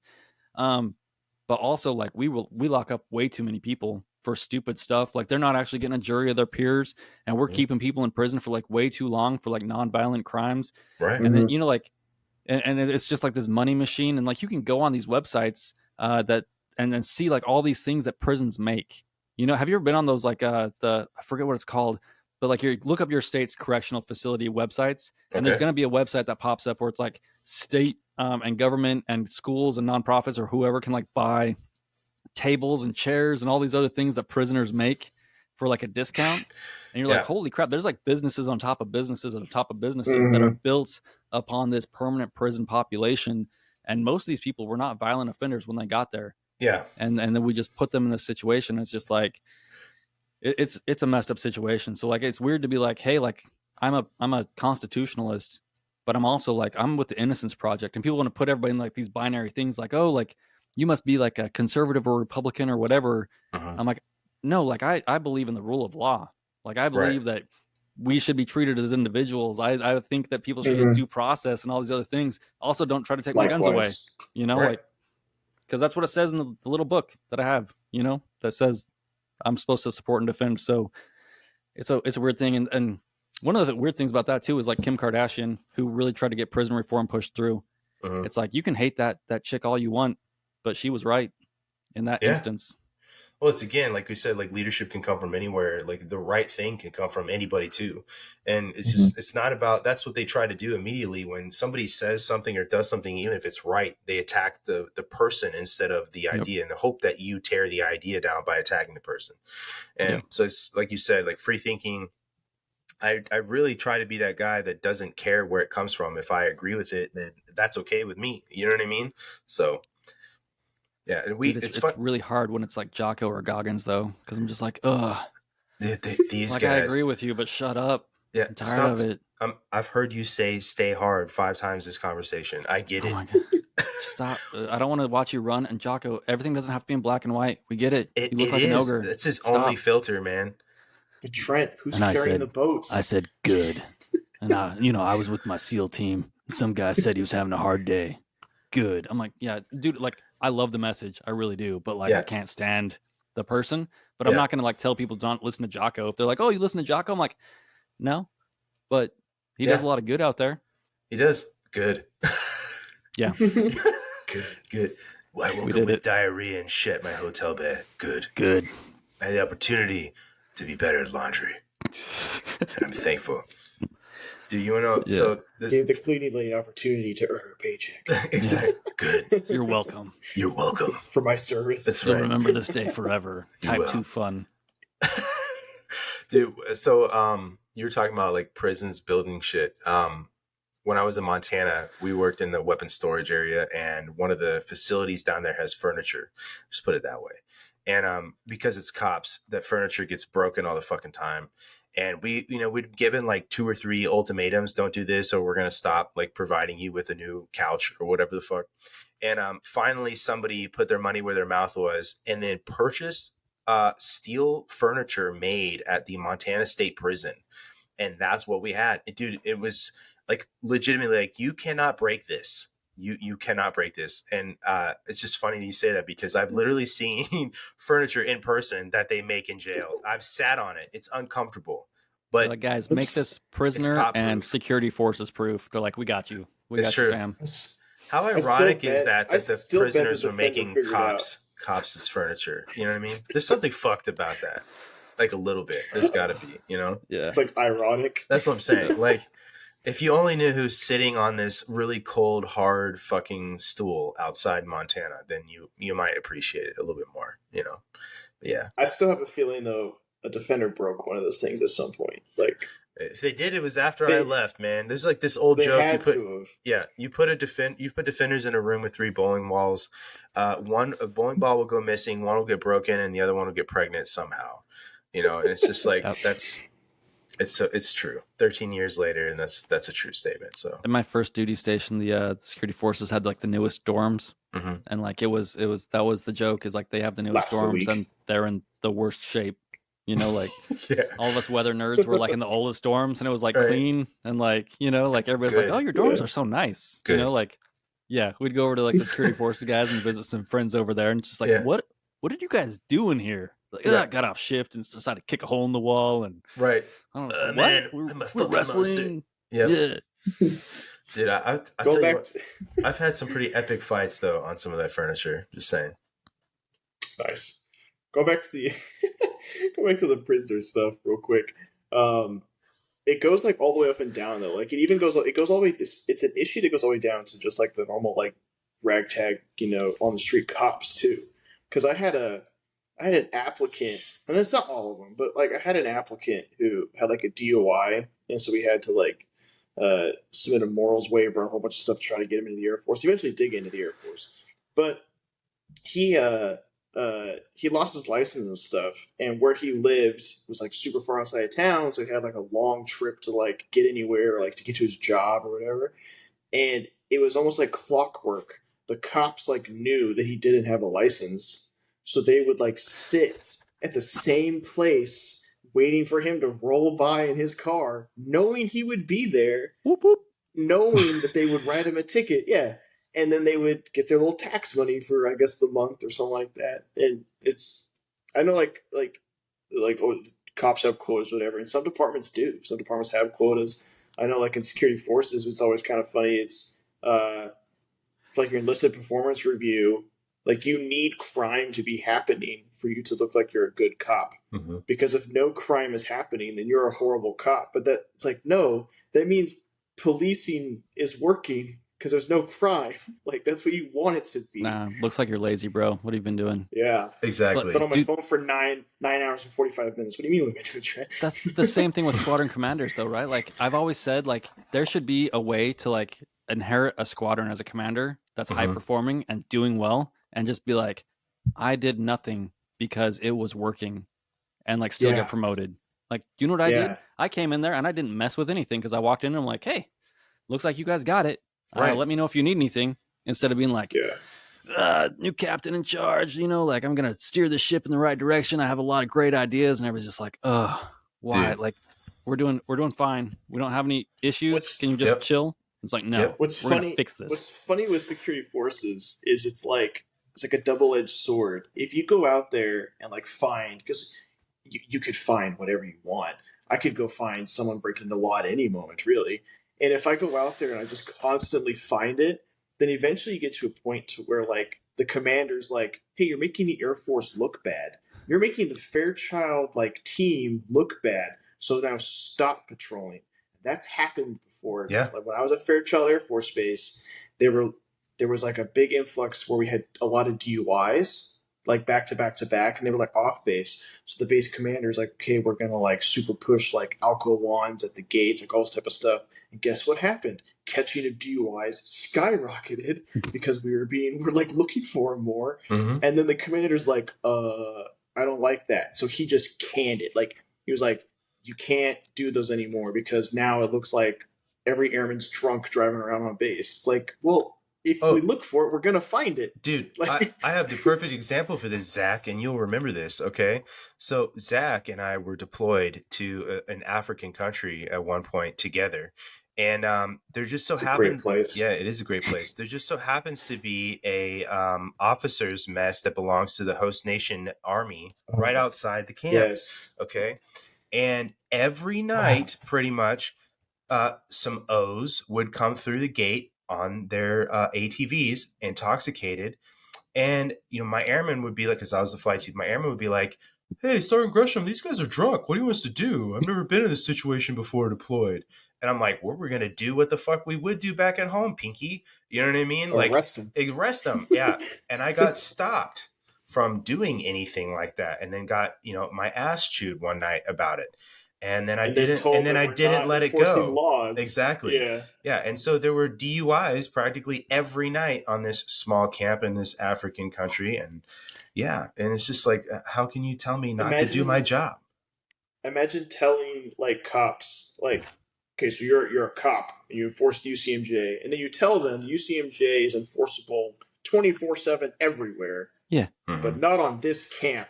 To these people, like what? You're creating problems, like we can't replace these people, and like we can barely get flights in here to begin with. Did they create them, or did I just find them? Like the folks in Germany don't even work weekends. Like they don't answer the phones, and they don't care that we're down here on the continent. The closest ACA, it sounds like you've been here before. We're having a hard time getting food in here, guys. Like, stop arresting people. Exactly. Please. It sounds like you've been to the same place, Trent. I know for sure. It's like, can you guys even do blood tests here? If you can't, then you can't prove that they're drunk. So why even bother? That literally got said to me. And dude, I remember that. Yeah. Like I said to you, and then like I was talking to it was the captain. Yep. Say his name. Say his name. No, don't say his name. No. Well, gotta point that out. But so there's the captain, and he was like saying that, well, we don't have like a thing, we can't do it. And I was like, you can HGN them. I am HGN certified. That gets you like within like a minute % of them being intoxicated and is fully admissible in court. If I HGN them because I'm certified, you don't need their blood. You don't need like anything. That counts. Guess what? You're decertified in Africa now. So yeah. Yes. Have a good rotation, bro. Yeah. Did you take the African horizontal gaze nystagmus test? Probably not. You're below the equator, so vertical is now horizontal and horizontal is now vertical. I bet if I asked Jirogi, though, he could like certify me. Exactly. No. Can we talk about like the waivers though? Like I think you were talking about a waiver to get someone in the Air Force. Like when did we stop taking like the broken toys of America into the military? When do we stop? I mean? Did we stop? Like what's the low point? Like it's so hard to get people in these days because if you have anything on your record, if you took ADHD medication, if you've ever done drugs, if you've said certain things on the internet, if now that all medical records are digitized, if you've ever broken a bone, like we're like making it harder than it has to be to get here. Where in the good old days, it was like, hey, you can go to jail or you can join the army, and people would be like, I'm gonna join the army, and they just like, hey, good luck, do what we tell you, otherwise we're gonna punch you in the face until you do what we tell you, and you got 2 or 3 years here, and that's the military. And now we're like, no, we're like these like morally or pious people or whatever, and we can't accept people that like are outside of societal norms. It's like no, the military is like, I don't want to say the dregs of society, but we're like the outskirts. We are outside the norm. Yeah, we're not all officers. Like if you want to hold officers to like that standard, that's fine. Good. Like they're supposed to be like holier than thou and above everything and all that other stuff. Us enlisted folks, like stop going to like, if you're recruiting, go to the poorest places. Go find the people that are sitting on the outside of the building during this like jiu-jitsu match that you're watching. Those are the people that you want to join. Those are the people that are going to join. The ones out there smoking stuff that they're not supposed to smoke. Not the people that are actually accomplishing things on the civilian side. Yeah. I mean, it's true. Like, Zach, come on, man. What was the question? No, it's just like what at what point? No, like the Air Force and the military in general has made it harder for people to join, right? At the same time, they're talking about like lowering. I saw it today, like they're considering, lowering again the cannabis thing, for people smoke prior to coming in. Like, at what point? What's too low of a bar? I guess I think is I'm what confused Trent, what you Trent mean, is like asking. lowering. So the lowering the cannabis thing, I don't know what you mean by that, because you could smoke weed like literally the day of like your initial appointment in my office, and I can still put you in 45 days. Like, it's not a problem. There's talking about like convictions. Yeah, there's like medical stuff and convictions and like all these other things, and it just seems like there's so many roadblocks to get in now. Where it's like it used to be like, hey, join and see if it works. Mm-hmm. So there are a lot of roadblocks, but in my 3 years of recruiting, I actually very rarely ever ran into roadblocks that were that I guess were controlled by the applicant. If that makes sense. So like, most of the stuff that like we ran into was when like Genesis. You're talking about like the medical records check, Trent. It's called Genesis. Yeah, and it's ridiculous. It's an interesting system too. It's actually really annoying because it's not annoying because it catches things. It's annoying because it causes like the way the policy is written. It just becomes like a really like back and forth redundancy thing with like the doctors. So I'll give you an example. According to the DOTI, so there's a DOTI we follow. That's all for medical clearances, and it's very specific, and it's like all the branches. Like, it's not like the Air Force can restrict it a little bit or whatever, or like the Marines can restrict it a little bit more. But like, there's just an overall DOTI for like medical stuff, and the DOTI will say if an individual had a surgery like more than 6 years ago and hasn't suffered any complications since, then it doesn't matter. You don't need medical records. You don't need like a follow-up. Nothing matters. They can just join. But what happens is it gets hit in Genesis, or you put it on the form for it, and then they're like, oh, we want all the documents. So it's MEPS doesn't follow the DOTI. Like, they don't follow the reg that they're supposed to be following, which is really annoying. But I don't know. It's because the military is also a business, I guess. So we're terrible at it because we lose all kinds of money. We do. Yeah, but they're still trying to like not lose money. So the big thing, they're trying. They're not succeeding. They're trying. Okay. So you're talking like a recruiter right now. Yeah, I am. The issue is, so the whole like Genesis and like the whole medical stuff and like even waivers or whatever is, the military doesn't want to bring people who are already broken in. So they've made it harder for them to get in because they don't want to have to pay for them after they get out, like medically retired or whatever. Well, because doctors are so afraid to tell people just to suck it up and go back to work. Like, we medically retire people out of basic training now. Like, that's ridiculous. Yes, it is. Like, I can't go see a doctor because I have lines of A1Cs trying to get out of the Air Force. That's fucking nuts, man. I had one get medically retired from my BMT. He did not know he had a heart murmur. That's different. And then he was like running and had like a heart attack from his heart murmur. And they retired him. He like gets E3 pay for like the rest of his life. Because it was considered like an Air Force induced heart murmur or something. I don't know exactly. I'm still friends with him, and he gets E3 pay for the rest of his life. That doesn't add up to me. Just saying. It's weird, isn't it? It's weird. Mm-hmm. Yeah. Anyway, well, I should probably get going here pretty soon since it's like 11:30 and my family probably wants to go to bed. No, I feel you. Yeah. Zach it's even later where Zach is at. So it is. Zach, you married with kids too? Sorry, I didn't even ask you. I'm a rude person. That's true. I was gonna cry after this, but now I'm not because you noticed it. No, I am married, but I do not have kids. No. I have a cat named Kuma. If you call it your fur baby, I will never speak to you again. I hate those kind of people. Like, to be fair, it is a cat. Before people have kids, I tell them to get a puppy because I'm like, that will teach you a lot of valuable lessons about what it's like to have a baby, even though it's not the same thing. But if you call it your baby, we're not going to be friends ever again. No. I've seen people be like, Happy Mother's Day to me, and then it's pictures of them and their dog. It's like, I really want to write something mean on this Instagram photo right now, but I'm not going to. If you're a dog's mom, that makes you a. See, that's better than what I was gonna say. So I might do that next year in May for Mother's Day. So happy Mother's Day to all the people out there. Actually, I did write when I wrote the Mother's Day post for our page. I was like, "Happy birthday to all the moms out there, not you fur moms." Like, because you need to fucking know that you're not a mom if all you have is a dog. I wish I could like that harder than I did. Yeah, I like this so much. Exactly. The love react isn't enough. Well, Trent, thank you for coming on with us and talking. I know we're weird people, but we appreciate it. And you seem like an odd one too, and I like it. So hopefully, maybe one day I can sit down with you and have a conversation in person. But if you move out of California, we'll meet up. I'm trying. Yeah, don't come here. Yeah, we could be friends when we could be friends when you move back to the United States. Yeah. Don't come to New York either. Yeah, no, it's true. Yeah, but, cool. Come to Texas or Florida. Those are the places I visit. Yeah, America too. Yep. I will be living in the Destin area one day. So Crab Island all day. Absolutely. Well, we'll just put up the bat signal when you get there, and we'll all come visit. I got it. Cool. All right. You guys have a good night. Thanks for having me on, fellas. I really appreciate it. No doubt. Thanks everyone for listening.